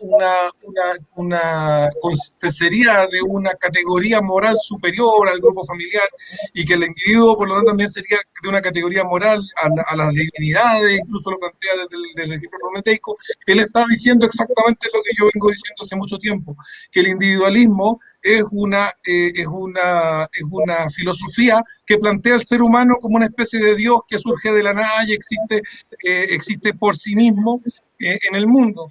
Pero él a su vez, ¿no es cierto?, lo va a negar cuando dice, bueno, en la tribu si yo me iba me comía los dientes tigres de sable. Exacto. Y en ese sentido yo creo que se plantea una libertad que va en contra precisamente de las características, de las condiciones mínimas necesarias para la propia existencia del ser humano. Un hijo que se rebela contra el padre, un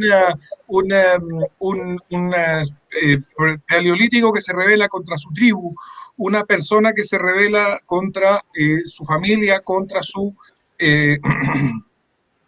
su identidad de nacimiento, etcétera. Lo que te plantea, ¿no es cierto?, es un ser humano que pretende, digamos, divino, que se pretende increado, que se pretende absoluto, y el ser humano la verdad es que no es así. Por lo tanto, el individualismo no pasa de ser un mito para construcciones jurídicas que dicen, bueno, vamos a darle poder a esto porque vamos a considerarlo de una forma que en realidad no es, ¿no es cierto?, separado de lo demás, en sentido abstracto y como un ser por sí mismo, cuando en realidad no existe el ser humano que sea ser por sí mismo, sino que el ser humano existe porque nace de un papá y de una mamá y que lo alimentan, etcétera, y que por lo tanto, ¿no es cierto?, no ser un ser por sí mismo, independiente de todo el ejercicio que pueda realizar de su voluntad y de su libre albedrío, se encuentra sometido a ciertas autoridades naturales que están dadas por las condiciones materiales en las que existen.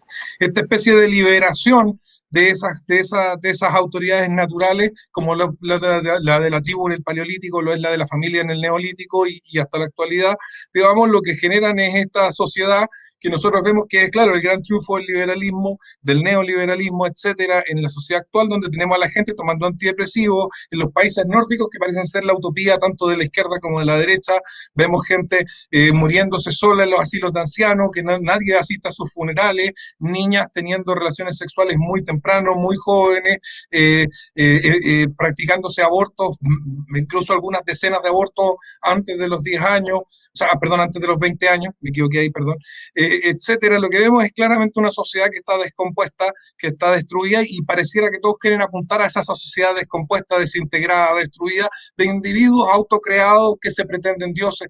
Y ese es precisamente el núcleo de mi crítica al liberalismo, porque primero que nada no es real que el individuo sea un ser que existe por sí mismo y que tiene algo por sí mismo, sino que en la realidad lo que nosotros vemos es que el ser humano es alguien que nace de un papá y de una mamá y que tiene que comer y que tiene que vivir en una sociedad, y por lo tanto eso lo obliga a someterse a ciertas cosas, uno, y dos, ¿no es cierto?, que esa pretensión de poner en práctica en los últimos 200 años esa noción irreal del ser humano, lo que nos ha traído, ¿no es cierto?, son consecuencias horribles.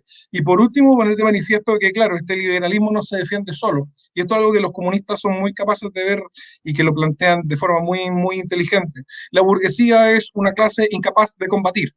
Y cuando los burgueses se emancipan de la aristocracia, muy bueno que puso el punto ahí de los aristócratas griegos, cuando los burgueses se emancipan de la aristocracia, ¿qué es lo que termina ocurriendo? Termina ocurriendo que los obreros se les rebelan y el mundo se va un poco al carajo, ¿no es cierto? Y vivimos las terribles situaciones que ocurren con las revoluciones comunistas y los estados totalitarios comunistas, que vienen precisamente dados por una libertad de expresión y las libertades políticas dadas por la burguesía liberal a la gente, a las clases proletarias, y que no deberían existir ni en las clases proletarias ni en las burguesías liberales, en tanto la burguesía como clase estrictamente productiva, que es para lo único que sirven y lo que hacen muy bien, y por cierto estamos muy agradecidos de tener productos de su industriosidad, no es capaz, ¿no es cierto?, de construir estabilidad política, y en los últimos 200 años lo que hemos visto ha sido solo inestabilidad política, porque la estabilidad política se construye desde la espada y desde la fe, y en ese sentido el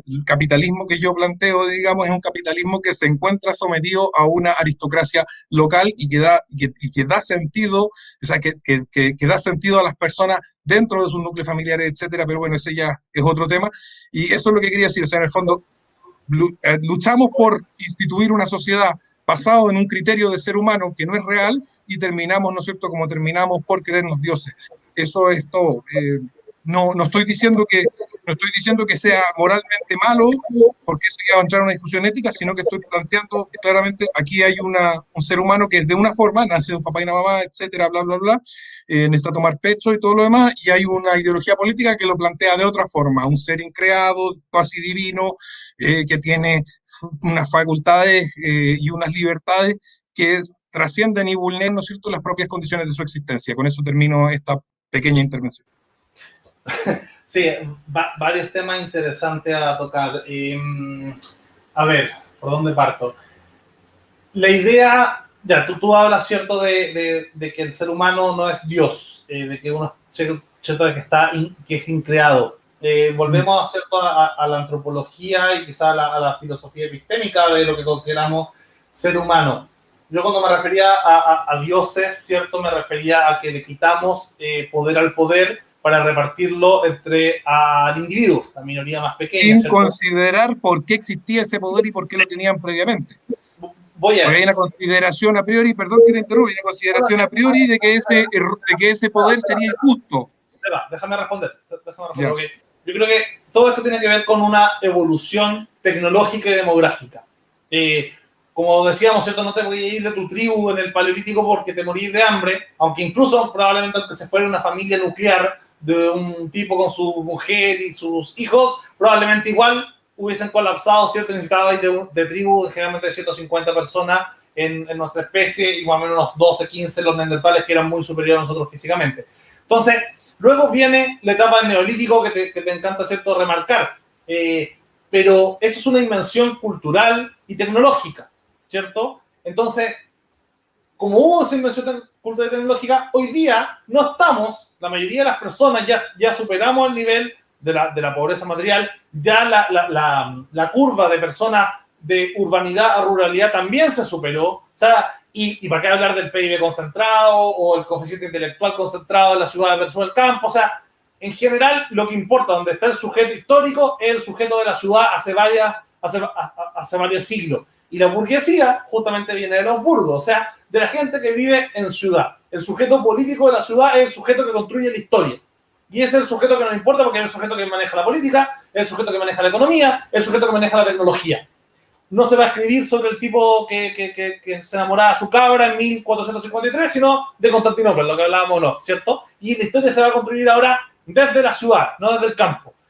Y entendiendo eso, hoy día tenemos herramientas tecnológicas que no, o sea, tú sabes que cuando pasamos del Paleolítico vivíamos en promedio 35 años. Cuando pasamos al Neolítico, se bajó la edad promedio a 18 años. O sea, los tipos morían jóvenes, porque se armaron un montón de enfermedades. Hoy día, a mediados del siglo XIX, se recuperó de nuevo en 35 años y ya está en 80. O sea, ya tenemos una situación muy, muy diferente al Neolítico y a las primeras ciudades. Primero, vivimos en urbes de millones de personas, los sujetos que construimos la historia. Y segundo, vivimos el doble que en el Paleolítico y probablemente 4 veces que en el Neolítico. Entonces ya configuramos historias muy diferentes, biológicamente, tecnológicamente, culturalmente.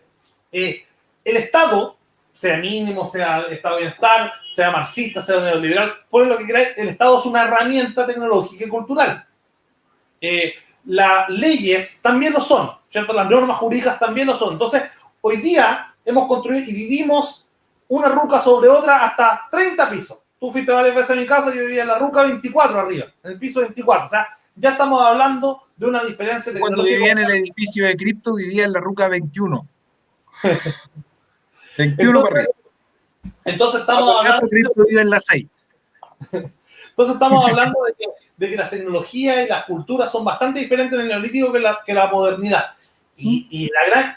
Ya, el segundo punto que te voy a rebatir. el tema de que estamos peor y los antidepresivos y toda esa historia, lo que pasa es que ahora vemos en los medios y las redes sociales a la gente legal, pero Pinker, que se ha dedicado a estudiar esto en profundidad con datos, ¿cierto? Vemos que cada vez, en todos los índices que un ser humano con valores bastante más universales que los liberales, se podría considerar deseable, ¿cierto? Porque estamos biológicamente hechos para considerar eso deseable, o sea, estamos biológicamente adaptados evolutivamente para considerar eso deseable, hemos mejorado en todo. O sea, ya la expectativa de vida te muestra cierto, eso. O sea, ir a visitar... Perdón, se quería solamente decir que, de acuerdo con análisis...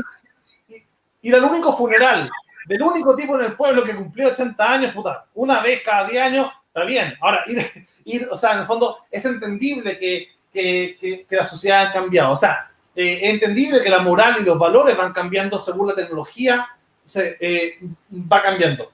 ¿Algo quería decirme para poder retomar el punto que me desconcentré?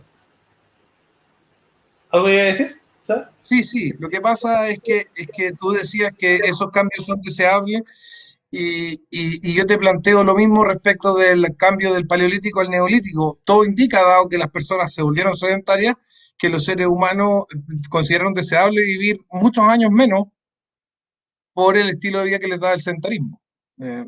¿O no? ¿O fueron forzados por alguna cosa, digamos? No necesariamente, no quiero ponerme como los marxistas de la Unión Soviética o de Berlín del Este que decían, no, se están yendo porque están siendo atraídos por la adicción al capitalismo, pero de alguna forma para los sujetos fue mucho menos beneficioso para cada individuo. Ahora bien, para la colectividad, o sea, las tribus que competían, ¿cierto?, en pasar sus genes y en aumentar y en otros memes que también funcionan a nivel evolutivo, como el lenguaje, la cultura, sí, fue más beneficioso para el colectivo vivir en el neolítico que en el paleolítico. Pero para el individuo no fue así. Esto lo plantea muy bien Halabi. Pero hay que discutir la categoría de individuo, porque tú seguís considerándola como una categoría válida y yo le acabo de hacer un cuestionamiento bastante interesante. No, sí, ya. Vamos entonces a la categoría de individuo. Yo creo que toda la mitología liberal, ¿cierto?, y de la modernidad, ha sido justamente la del individuo, ha sido la de llevar la libertad individual, y esto por algo el humanismo es humanismo, ¿cierto? El humano individual es, para el humanismo, para la modernidad, para el liberalismo, ¿cierto?, es el centro de todas las cosas, es, ¿cierto?, el antropocentrismo, ¿cierto? Todo gira alrededor del ser humano. Ese se vuelve el sujeto político importante. Y el mismo punto que tú diste, ¿cierto?, del cuestionamiento paleolítico neolítico, pasa, bueno, por algo Occidente, moderno, liberal, humanista, capitalista, ¿cierto?, ha triunfado por sobre los demás países o demás sociedades en cuanto a PIB, para volverse con China, pero al menos en la generalidad de estos últimos 200 años Occidente ha tenido la batuta indiscutiblemente, militarmente, tecnológicamente y en casi cualquier área. Expectativa de vida está altamente correlacionado, ¿cierto?, con los sistemas democráticos ideales. Ahora, yo no defiendo los sistemas nórdicos, me parece que los estados de bienestar funcionan en una sola región del planeta con una sola etnia. El capitalismo funciona en Singapur, el capitalismo funciona en Chile, el capitalismo funciona en Inglaterra, el capitalismo funciona en Holanda. El capitalismo es mucho más adaptable que los sistemas del estado de bienestar. Y a esta izquierda progresista que le gusta tanto la migración, pero además el mismo estado de bienestar, son incompatibles. O es migración o es estado de bienestar.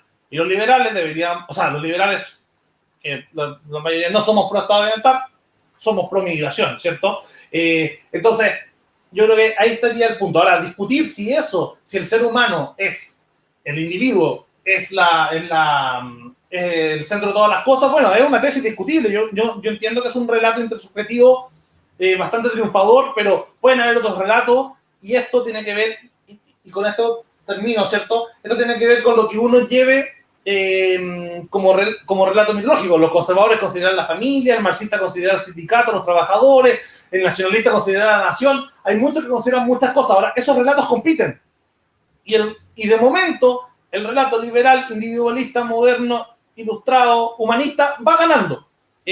Ahora, ¿qué es la familia? ¿Qué es el humano? ¿Qué es el sindicato? ¿Qué es la nación? Bueno, a ver, como biología, y ahí quiero dar el último concepto antes de pasarte la palabra. Uberliberalismo. Algo sobre el liberalismo. Y la verdad es que yo veo el liberalismo como un velo. Ese velo nos mantiene a todos los liberales, a los que vivimos en ciudad, en urbe. Yo creo que somos todos burgueses, todos tenemos valores burgueses ya por el hecho de vivir en una ciudad. Todos los que estamos dentro de este contexto vivimos dentro de las reglas del derecho, del humanismo, de Occidente, y toda una historia que se ha construido, que para mí en los últimos 500 años es una historia a pesar del cristianismo, contra el cristianismo, que ha sido el gran enemigo a sacarse de encima. Y obviamente nacen nuevos enemigos como el marxismo y hay que combatirlo, o el fascismo y hay que combatirlo, y un montón de reacciones que son un lastre finalmente para el proyecto liberal y que tenemos que estar poniéndole pausa cada vez que nace alguna reacción antiliberal. Pero si tú sales de ese velo liberal y ves el mundo real es horrible. El mundo real es una monstruosidad que ningún ser humano está sano psicológicamente para ver por sí mismo sin ese velo, porque ese velo probablemente sea lo que tú dices. A los fascistas les encanta acercarse a ese velo, pero también generan institucionalidades que limitan ese velo de la misma nación, ¿cierto? Pero detrás de ese velo está, ¿cierto?, la realidad darwinista, la realidad nietzschiana, la realidad de que el más fuerte sobrevive. Ahora, hay un monstruo llamado liberalismo que ha dicho, mira, ¿sabes qué? Yo soy el, no sé, velo como medio Lovecraftiano, ¿cierto? Este monstruo, este tentáculo, ¿cachai? Este monstruo con tentáculo que dice, mira, yo voy a crear el liberalismo y ustedes vivan adentro. Y adentro va a ser un mundo idílico. Van a haber normas, van a vivir en ciudades, en la Ruca 24, van a vivir, ¿cierto?, con leyes, van a poder ser todos individuales, van a poder salir de los problemas que generaba el paleolítico, que dependía de la tribu, de los problemas que generaba el neolítico, que dependía, ¿cierto?, de la familia, de los problemas que generaba el medioevo, que dependía, ¿cierto?, de un rey. Entonces vaya a poder salir y te vamos a dar la mayor autonomía posible dentro de ese paraíso, de ese velo llamado liberalismo. Está afuera de eso está la realidad. Ahora bien, cuando tú te tiras, y hay muchos que cuestionan este velo y quieren jugar por fuera de ese juego, bueno, cuando te ponías a cuestionarlo, cuando cuestionáis el liberalismo, ¿cierto?, lo que está afuera, bueno, te veis enfrentado a la justicia, que puede ser el lado bonito, pero cuando incluso venís desde afuera, te llegan bombas atómicas, ¿cachai? Porque el liberalismo te dice, mira, compadre, dentro del liberalismo apolíneo te dice, usted juegue el juego acá adentro con derechos humanos, con... Si usted quiere jugar afuera, te vaya a ver enfrentado a la realidad. Y el liberalismo desde fuera no se ve tan bonito. El liberalismo desde afuera, yo defiendo ese monstruo, yo defiendo ese leviatán, porque para adentro nos da la mayor libertad posible. Y para afuera es duro, y no es nada como burgueses piola, así buena onda, pacífico, nos va a llegar, van a llegar un grupo de islámicos que nos van a invadir, así como en la tele vamos a ser puros progres tomando, hipster tomando café en Starbucks. No. La OTAN no es nada de eso, compadre. Las bombas atómicas en Hiroshima y Nagasaki no son nada de eso. Pregúntale a los rusos, pregúntale a los nazis, pregúntale a los islámicos hoy día que atentan contra los intereses de Occidente. Yo soy un halcón en términos de relaciones internacionales. Me encanta cuando se tiran contra Occidente y Occidente responde con fuerza. Me encanta ver a Trudeau, a Donald Trump, a Macron y a Theresa May el 2016 dando fuerte, 2018. Yo no tengo ningún problema con eso. Yo quisiera responder un poquito a eso porque, bueno, que aclaro entonces que el liberalismo es básicamente una gran mentira, de que hay individuos, de que somos libres, y como tú bien dices, detrás de ese velo, de esa mentira que nos pone este demonio que tú adoras, digamos, términos bastante abstractos y poéticos, nos hace creer que vivimos en un mundo ideal, y esa creencia de vivir en un mundo ideal se rompe constantemente, y eso es, no, si aquí está todo bien, está todo sólido, está todo seguro. Bueno, Black Lives Matter no parece ser como algo que esté más o menos ordenado dentro del liberalismo. El 18 de octubre, la primera línea, parece ser que esta lucha liberal contra la naturaleza por imponer este mundo ideal, el velo, este demonio que te engañó y que tú además estás feliz sabiendo que es un engaño y creyéndolo de igual manera, que es lo que tú mismo dijiste. Como choca con la realidad concreta, como choca con el mundo real, el ser humano en su naturaleza se sacude, se trata de sacudir, intenta sacudirse este liberalismo. No sabe bien, está perdido porque lleva 200 años de modernidad, no sabe bien hacia dónde tiene que apuntar, pero lo vemos sacudiéndose, lo vemos en Estados Unidos, lo vemos en Francia, lo vemos en Europa, lo vemos en Chile, lo vemos en Brasil. Vemos al ser humano tanto por izquierda como por derecha, como por cualquier ideología, sacudiéndose la mentira liberal, porque la mentira es insoportable para la realidad y la realidad tiene harto más poder haciendo una creación perfecta de Dios que este demonio mentiroso. En ese sentido, bueno, yo no hago más que acordar contigo, estoy de acuerdo contigo. El liberalismo es una mentira que hace que la gente cree que vive en un mundo perfecto hasta que el mundo perfecto esté con la realidad. Más que mentira, Harari lo llamaba una ficción. Y evidentemente el dinero es una ficción, la nacionalidad es una ficción. Yo lo que digo acá, lo que digo no es que el liberalismo sea una mentira, es una ficción acordada, el humanismo es una ficción acordada, cualquier religión es una ficción acordada, es lejos la ficción acordada más exitosa hasta el momento, y como lo hablábamos en Offset, uno no sabe cuándo va a llegar la historia. Ya 200 años no más reciente y cantando Victoria muy luego. Lo sé. Hoy día es la ficción acordada. Pero considera que está cantando Victoria muy luego, son 200 años. ¿No? Ahora, en cantidad de personas, piensa, o sea, hay que ver cómo lo medimos, ¿cierto? Hay que ver cómo lo medimos, porque si lo medimos en cantidad de almas, si queréis, histórica, estamos en un nivel que son 200 años con mucha gente, ¿cierto? Sí. Así que ahí, bueno, va a depender de la medida. Ahora bien, en esa ficción acordada llamada liberalismo, yo no creo que haya una ideología que no construya una ficción, porque todo, y el liberalismo, Vargas Llosa y otros decían como, no, es que el liberalismo no es una ideología. Mentira, es una ideología porque nosotros entendemos la realidad, vemos, captamos ciertos parámetros diferentes, de ciertos datos, y los ordenamos jerárquicamente. Y ese orden jerárquico, ¿cierto?, es lo que llamamos, ¿cierto?, un consenso, un lenguaje, pero es imposible escapar de ordenar la realidad de una forma. Entonces, lo que tú llamas podríamos caer en el reconocimiento de Lucas Placet de que el liberalismo es el demonio que ha mandado más almas al infierno. Lo dices tú, no yo, pero lo que digo es que al menos ha hecho más gente feliz. Ahora yo entiendo que para un cristiano, un católico tradicionalista, el liberalismo es Satanás en la tierra. Incluso hay muchos que plantean que el capitalismo, el liberalismo son mucho peores que el marxismo. Entonces, yo puedo entender su visión si es que logro entender sus ficciones, sus ficciones que son sus acuerdos metafísicos, su antropología, su historia, ¿cierto? Puedo entenderlos. Ahora, no son los míos, no los comparto. Y yo le digo amablemente a mis amigos católicos ortodoxos, a mis amigos marxistas o los animalistas que creen que somos demasiado antropocéntricos, y les digo, los abrazo y les digo, pucha, qué bueno, qué bien que piensen diferente, pero tienen que jugar a esta ficción, si no, nos vemos afuera. Oigan, chicos, los quiero interrumpir un poco para ya hacerle algunas preguntas porque ya vamos. Yo quisiera terminar esto y tener una última palabra mía para que pasemos a las preguntas. Yo diría que, bueno, el motivo por el cual se debate, el motivo por el cual se discute, el motivo por el cual las personas dialogan es precisamente en búsqueda de la verdad. Uh-huh. Yo hago mi llamado a la gente de que lo importante aquí es encontrar verdades de las cuales podamos afirmarnos como roca y que no sean ficciones acordadas, sino que sean verdades sólidas. Y que por lo tanto un sistema basado en la mentira siempre va a ser inestable, vamos a estar en constante miedo, temor, esa burguesía va a estar siempre temiendo la llegada de los saqueadores y llamando a carabineros, la auténtica aristocracia y la auténtica orden de caballería que hubo en Chile alguna vez, para que vengan a salvarlos, ¿no es cierto?, de la realidad salvaje sobre la que se construye esta ficción, que, como bien decimos, es una ficción. Llamo a la gente a buscar la verdad.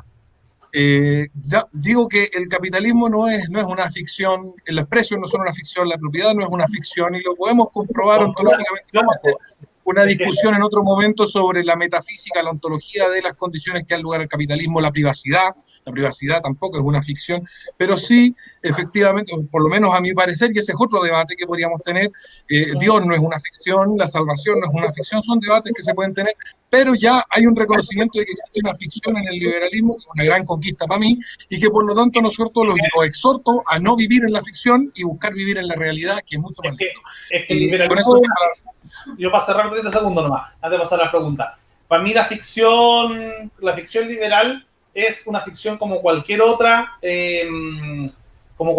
no sé, similar al marxismo, al cristianismo, al fascismo. Ahora, es la ficción que más se adapta hoy día a la tecnología y a la situación biológica real que vivimos. Sí, es la mejor, con datos duros, ¿cierto? O sea, vivir una ficción liberal donde las mujeres voten, donde los hombres voten, donde todos votemos, donde todos vivamos, donde vivamos, es lo mejor para la gente que vivimos en ciudad, para la gente que vivimos en occidente, para la gente que preferimos, no sé, inventar cosas o tener estas conversaciones que andar agarrándose espadazos.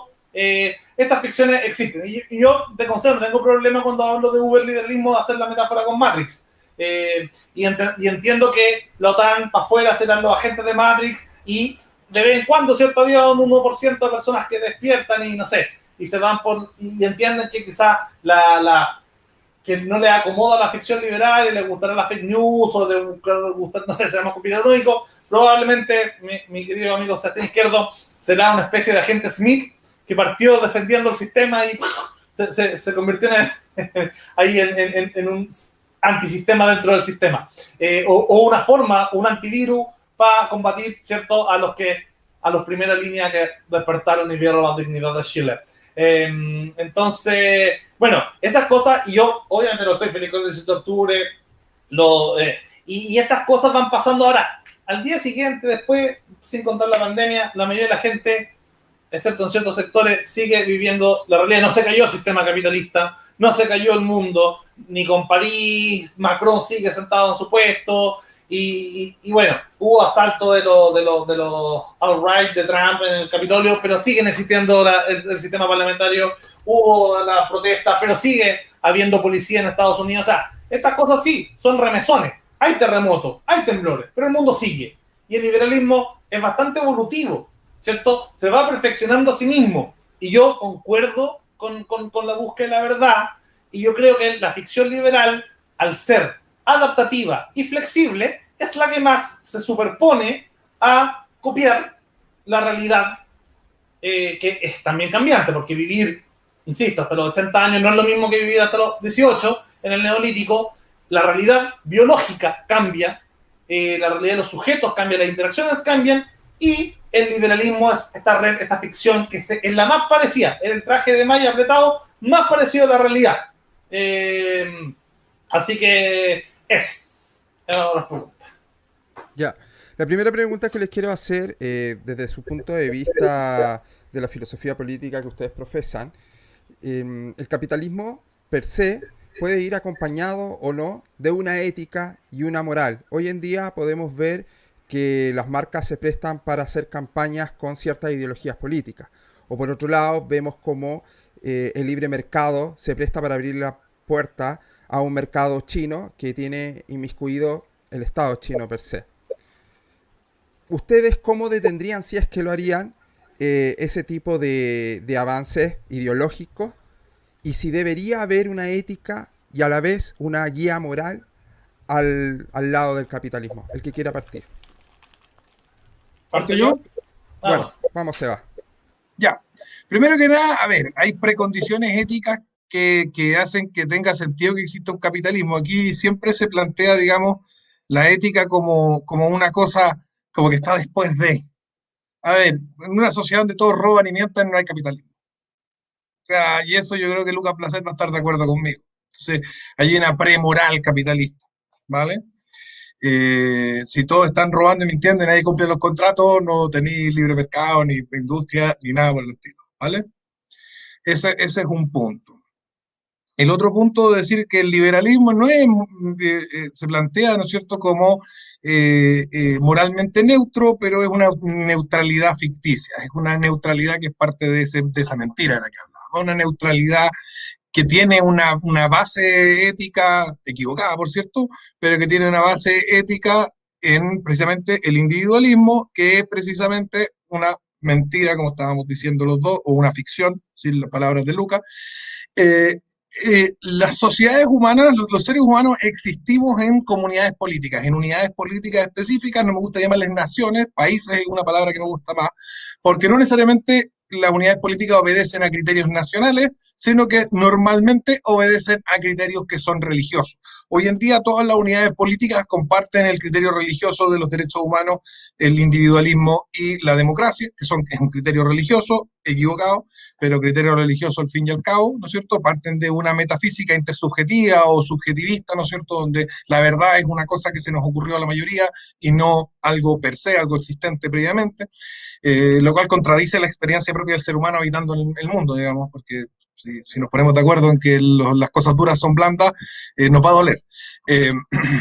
Eh, por lo tanto, podemos ver de antemano que está equivocado, ¿no es cierto?, esa base metafísica que da lugar a la ética, que da lugar a los estados actuales. Y desde ese punto de vista yo quiero decir, los seres humanos, como nos organizamos políticamente para poder convivir en una sociedad, para poder tener bienes públicos, bienes privados, para poder tener una serie de para poder cubrir una serie de necesidades que no se pueden cubrir de manera individual, voy a usar esa palabra. Entonces los seres humanos, la justificación, porque tenemos una justificación, Lucas Placet va a decir que, como el globalista, va a decir que esa justificación no es válida, pero históricamente ha existido, digamos, el ser humano ha necesitado juntarse en unidades políticas con la necesidad de proteger su marco jurídico derivado de su noción de trascendencia y de su noción religiosa y ética, de otras nociones que podrían serles impuestas desde afuera, ¿no es cierto?, a través de la conquista o otros métodos, ¿no es cierto?, de transformación de la sociedad que, como ha dado lugar a tu existencia, al menos tú le debes una mínima lealtad hasta el punto, ¿no es cierto?, de que te encontrarás con que hay verdades más profundas o más importantes, digamos, y en ese sentido yo también planteo una cierta lealtad a la sociedad liberal que me ha hecho nacer, pero al mismo tiempo al encontrarme con una realidad que es totalmente distinta a los mitos que esta plantea, me veo en la obligación de rebelarme. Eso es importante. Lo mismo pasó durante la Revolución Cristiana, que no le gusta a los reaccionarios que le llame revolución, pero efectivamente la hubo, donde al encontrarse frente a la verdad, ¿no es cierto?, del absoluto encarnado como hombre en la tierra, los seres humanos se ven en la necesidad, ¿no es cierto?, de traicionar por el valor de la verdad, traicionar, ¿no es cierto?, sus costumbres previas. Pero vamos a entender que a lo largo de la historia, en general, lo que se ve son personas que se agrupan políticamente porque tienen un conjunto de creencias. ¿Puede el ser humano establecer que el mercado tenga en sus características éticas básicas primarias que hablamos, ¿no es cierto?, de robar, no mentir y eso? ¿Puede el mercado, ¿no es cierto?, con esas características éticas previas, ponerse por encima de las ideas que dan lugar a la existencia de una unidad política determinada? A mí me parece que no. Me parece que el Estado y la sociedad deben rebelarse contra esa noción, como ocurre hoy en día en Polonia. ¿Qué es lo que ha hecho Polonia? Lo que ha hecho Polonia hoy en día ha sido decir a nuestras personas que son católicas, a nuestras personas que son derechistas, que han sido censuradas en redes sociales, bueno, por cada censura que haya en redes sociales a un ciudadano polaco, vamos a multar a las Big Tech con 14 millones de dólares. ¿Por qué? Porque somos el Estado polaco, nosotros defendemos la cosmovisión polaca, no defendemos que la libre empresa por encima de la cosmovisión polaca.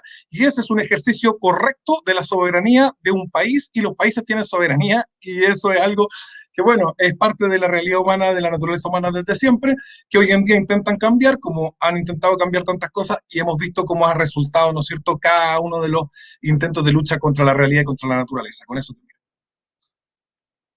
Varios puntos. Primero, respondiendo a la pregunta de Cripto, por una parte, yo creo que sí, que puede haber una ética liberal, a mí no me gusta separar la ética de la estética, creo que puede emanar justamente hoy día de un liberalismo cultural la idea de una nueva ética para el liberalismo del siglo XXI y para las sociedades que vivimos bajo el régimen liberal. Si bien originalmente este liberalismo apolíneo permitió la diversidad religiosa como parte de su sustento, yo estoy de acuerdo contigo, Sebastián, en que esta ficción de la neutralidad liberal es parte del liberalismo apolíneo, pero no así del liberalismo dionisiaco, y justamente es importante que el liberalismo salga a jugar y plantee una forma alternativa de moral que justamente se basa en su experiencia estos últimos 200 años de hegemonía. podemos echarle mano a filosofías antiguas y clásicas de las cuales también aportaron, ¿cierto?, a construir este protoliberalismo que mencionábamos anteriormente. Sí, yo creo que se puede recurrir a los grandes clásicos griegos, ¿cierto?, a ciertas escuelas hoy día para que sus filosofías quizás no rindieron fruto en una sociedad que se estaba pasando de lo urbano a lo rural, como fue la época del tardo Imperio Romano e inicio de la Edad Media, porque recordemos que Roma llegó a tener 2 millones de personas, pero en la Edad Media tenía 1000, o sea, pasó a ser un pueblito perdido en el sur de Chile, a ser un caserío básicamente, a haber sido la ciudad más grande de la humanidad, que la humanidad había hasta ese momento. En ese contexto, sí, quizás había filosofías como el hedonismo o la democracia o otros pensamientos griegos que no tenían sentido para ese momento tecnológico, para ese momento demográfico, para ese momento cultural que se tenía, ¿cierto? Pero hoy día nos pueden hacer mucho sentido.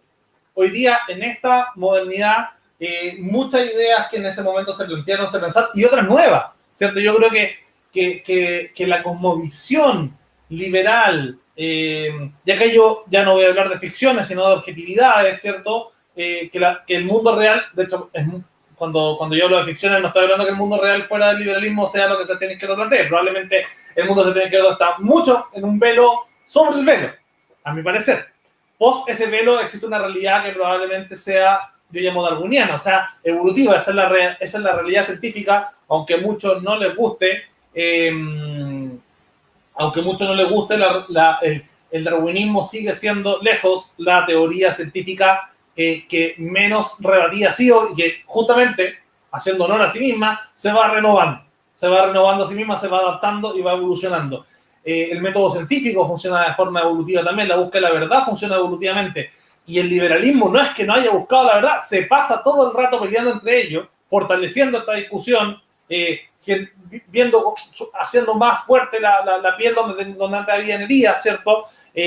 Probablemente sea la doctrina ideológica, filosófica, política que más tinta y bytes ha gastado en construirse a sí misma, porque lo necesita, porque generalmente hemos tenido cierto efecto Flynn, que cada vez más gente inteligente, bueno, la mayoría de esa gente inteligente va tomando posturas, va discutiendo, va encontrándole problemas, falla al liberalismo, van encontrando fortalezas, contraargumentos al liberalismo, y acá por liberalismo me refiero no solo al liberalismo político, sino a el cientificismo, a el evolucionismo, a el utilitarismo, al hedonismo y a un montón de filosofías o epistemología que son coherentes con el liberalismo y no es casual, ¿cierto? Que tengan, que vayan confluyendo y que tengan política. ¿Pero qué hacemos con los chinos? ¿Qué hacemos con los chinos? Es la segunda pregunta de Cristo. ¿Qué hacemos con los chinos? Bueno, yo creo que hay una cosa interesante que plantea Harari justamente.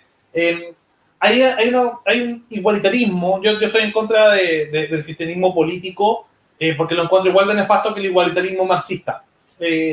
¿Por qué? Porque le ponen más trabas y más trabas al ser humano en su libertad individual. Y parte de eso yo creo que ha sido toda esta bioética, bioconservadora, que mezcla lo peor del igualitarismo y lo peor del cristianismo, o del conservadurismo, si se quiere.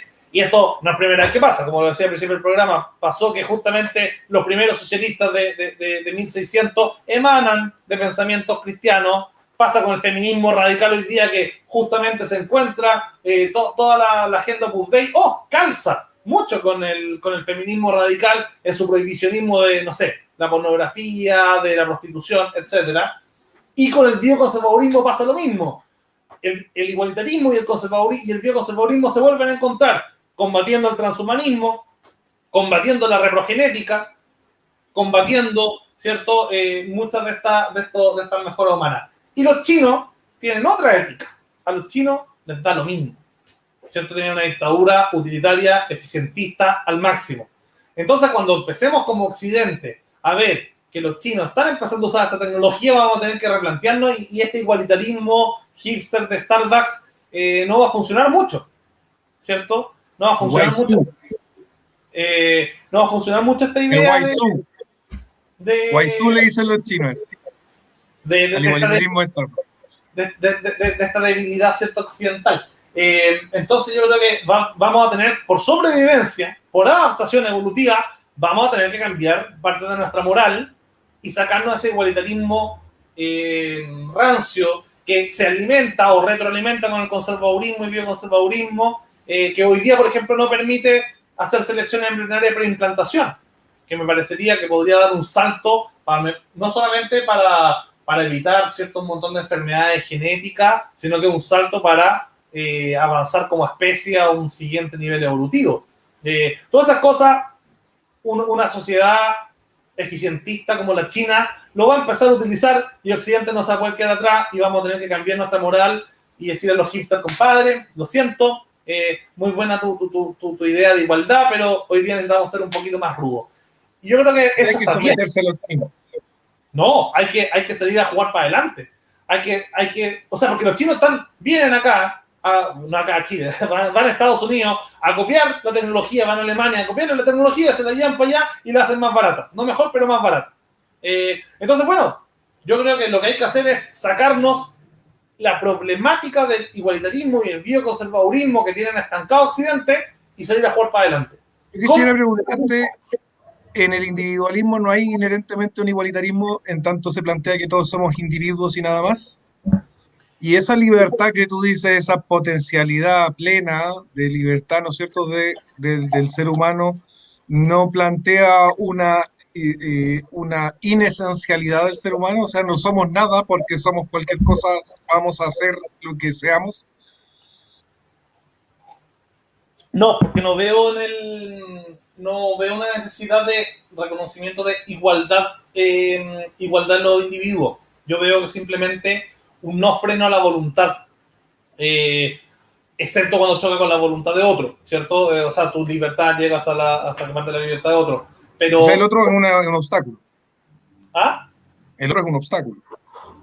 Es un límite, es como en el fondo ir ciego antes de que convulsionar los ojos, ¿cierto? Y vais chocando contra otra, bueno, si chocas contra una pared, no podéis seguir por eso, ¿cachai? O sea, tenéis que ir viendo. Y yo creo que las voluntades van tomando forma en cuanto interactúan, ¿cierto? En ese sentido. Y yo ahí sí creo en la que cuando tú decís lo blando y lo duro, la roca, no piensa, bueno, yo creo que sí existe una realidad intersubjetiva, ¿cierto? Que también es evolutiva, porque de alguna forma lo que consideramos bello hoy día no lo vamos a considerar bello mañana. Ahora, no significa que no exista la belleza. Significa que en las condiciones materiales, actuales, tecnológicas y culturales, esto es bello en este momento. Y en otro país será bello otra cosa. Y en el futuro esa misma sociedad puede considerar bello otra cosa. Pero eso no porque sí, no porque se le ocurra. No es un consenso. Oye, votemos que es la verdad. No. Acá es interacciones constantes donde sí entra el poder, sí entran las voluntades, sí entran las libertades, sí entran los argumentos, sí, porque como humanos, o sea, si nos dice, estamos adaptados para saber creerle a un tipo que nos dice que el río está allá cuando el río está allá, versus otro que nos dice que el río está allá cuando el río no está allá. Entonces buscamos la verdad. Nos conviene para vivir la búsqueda de la verdad. Entonces estamos adaptados para que el mejor argumento nos resuene mejor que el peor argumento. Hay formas de hackear, obviamente, la demagogia o ciertas partes de la retórica hacen eso, pero en general buscamos la verdad.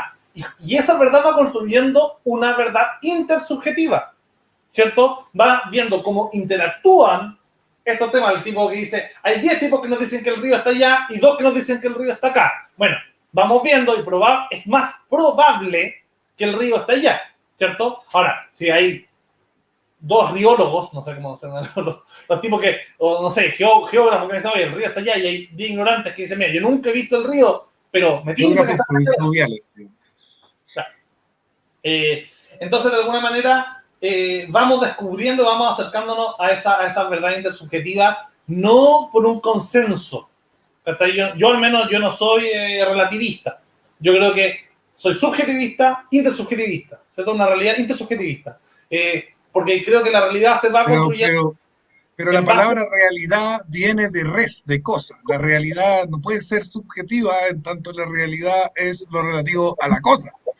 Es decir, ese es el origen etimológico de la palabra y al menos a mí me parece que es bastante sólido. Es decir, realidad, realidad, o sea, aquello que tiene que ver con la cosa, no conmigo.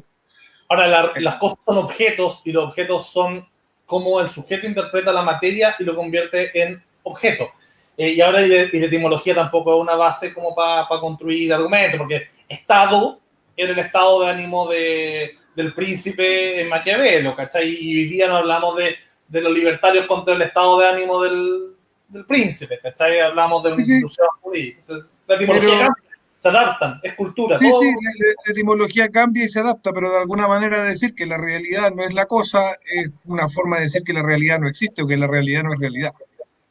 es que, insisto, Aunque, es como interpretamos los datos. En este momento esta cámara está pescando luces, interpreta la realidad. Los colores son una forma de interpretar los datos.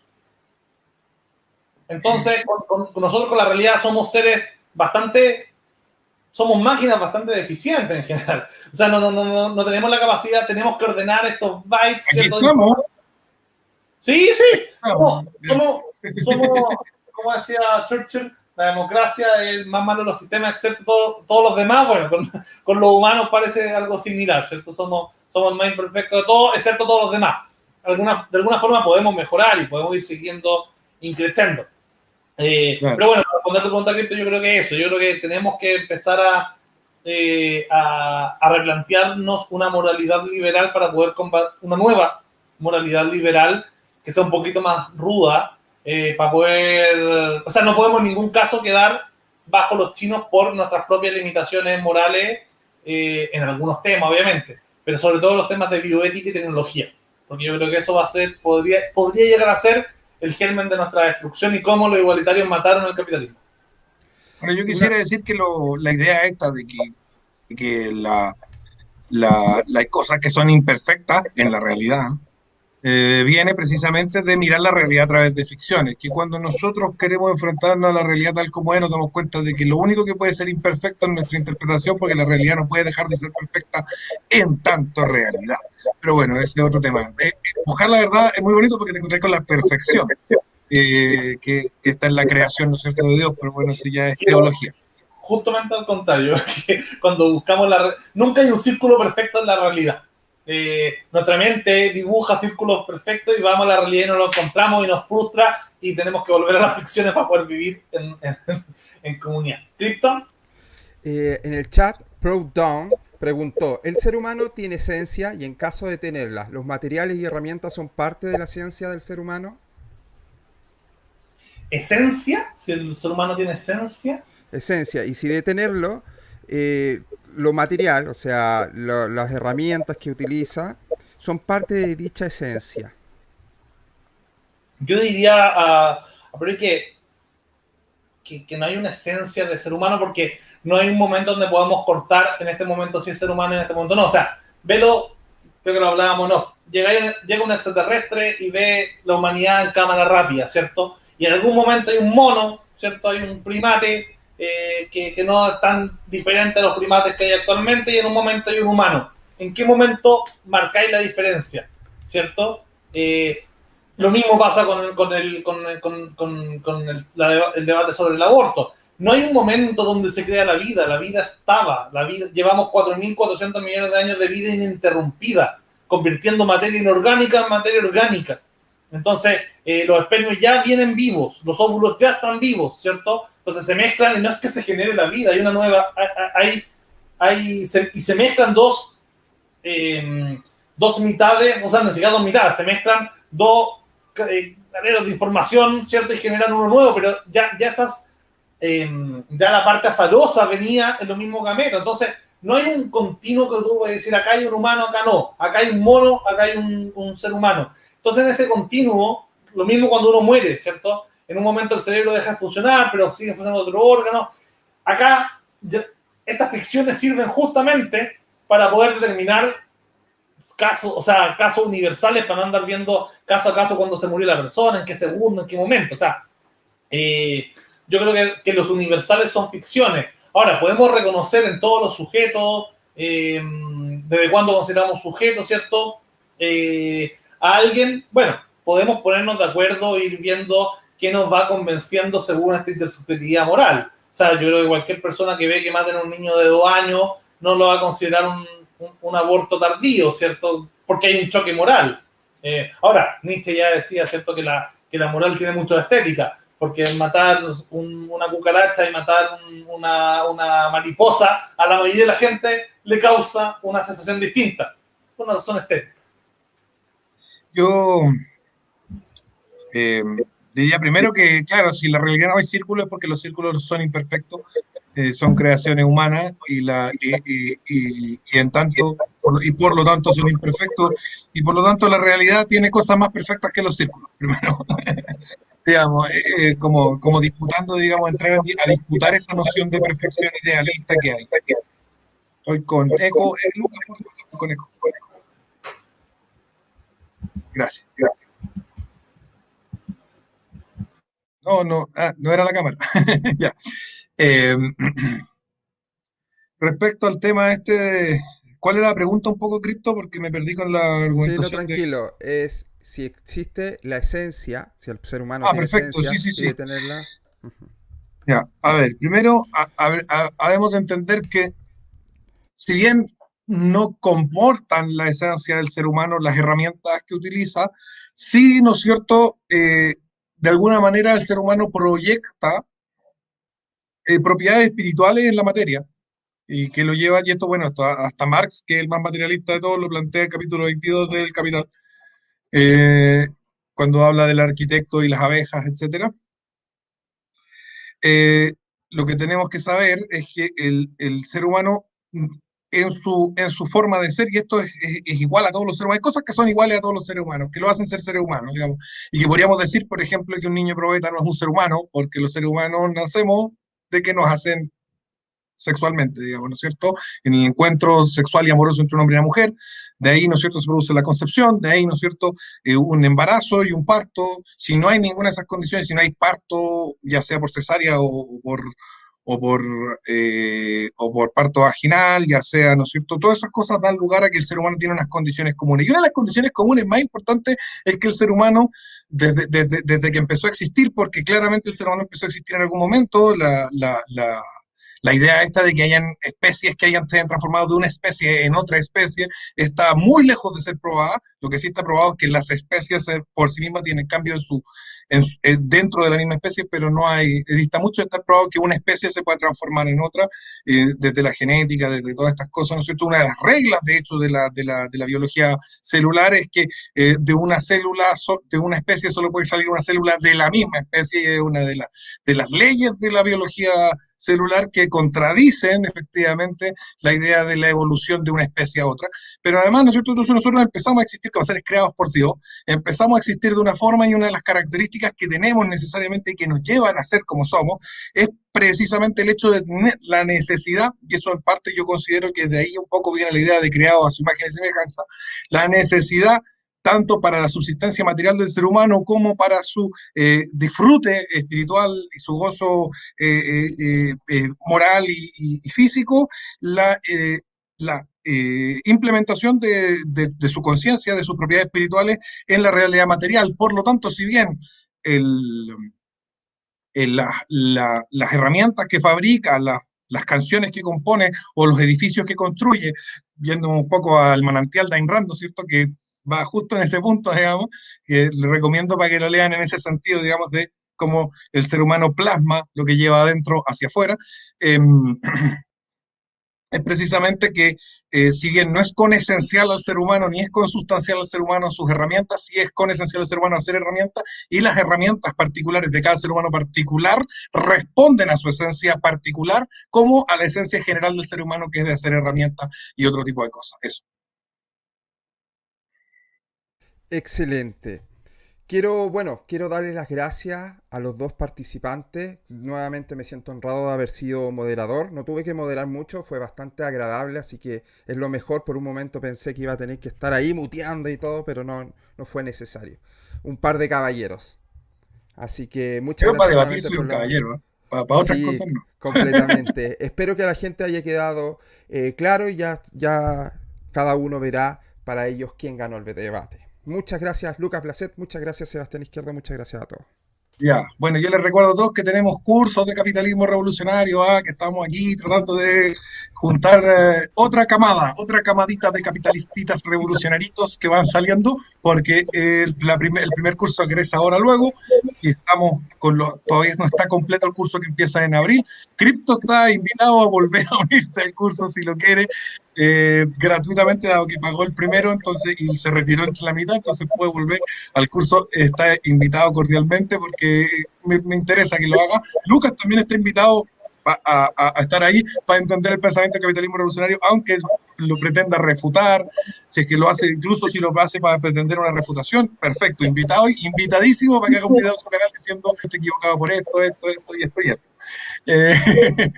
Bueno, también dejarte invitado al canal a tener, si queréis, después una segunda conversación, porque fue bastante filosófica, fue bastante interesante. Y a ver si te copio la idea de hacer cursos de liberalismo cultural cuando ya lo habíamos desarrollado más. Pero fue un agrado la invitación, como decía Crypto. Me acordé del otro debate que hemos tenido con Sebastián hace como 2 años. También se me había olvidado lo agradable que había sido la conversación. Así que eso, y bueno, agradecerle a Crypto también por la moderación y la buena onda de haber estado acá escuchándonos hablar como 2 horas. La gente suele considerarme como una especie de gente muy agresiva y se equivoca. Ya, nos vamos despidiendo. Gracias, Crypto, por estar acá en mi canal. Qué bueno que... Desbloquéame del WhatsApp, hombre. Lo voy a pensar, lo voy a pensar. Sí, estoy yo como mensajero, así mandándole lo que dice ya me tienen de... Oye, todos podemos hacer clickbait. Ya, okay, no es una propiedad exclusiva de okay. Crypto. ¿Ya? Ya, ok. Nos vemos, cabros, chao, chao. Y nos vemos, chiquillos. Vamos a estar organizando instancias como esta. No voy a seguir haciendo el matinal porque no me hacen caso. Les digo que compartan y no comparten. Así que eso. Ya, chao. Besitos.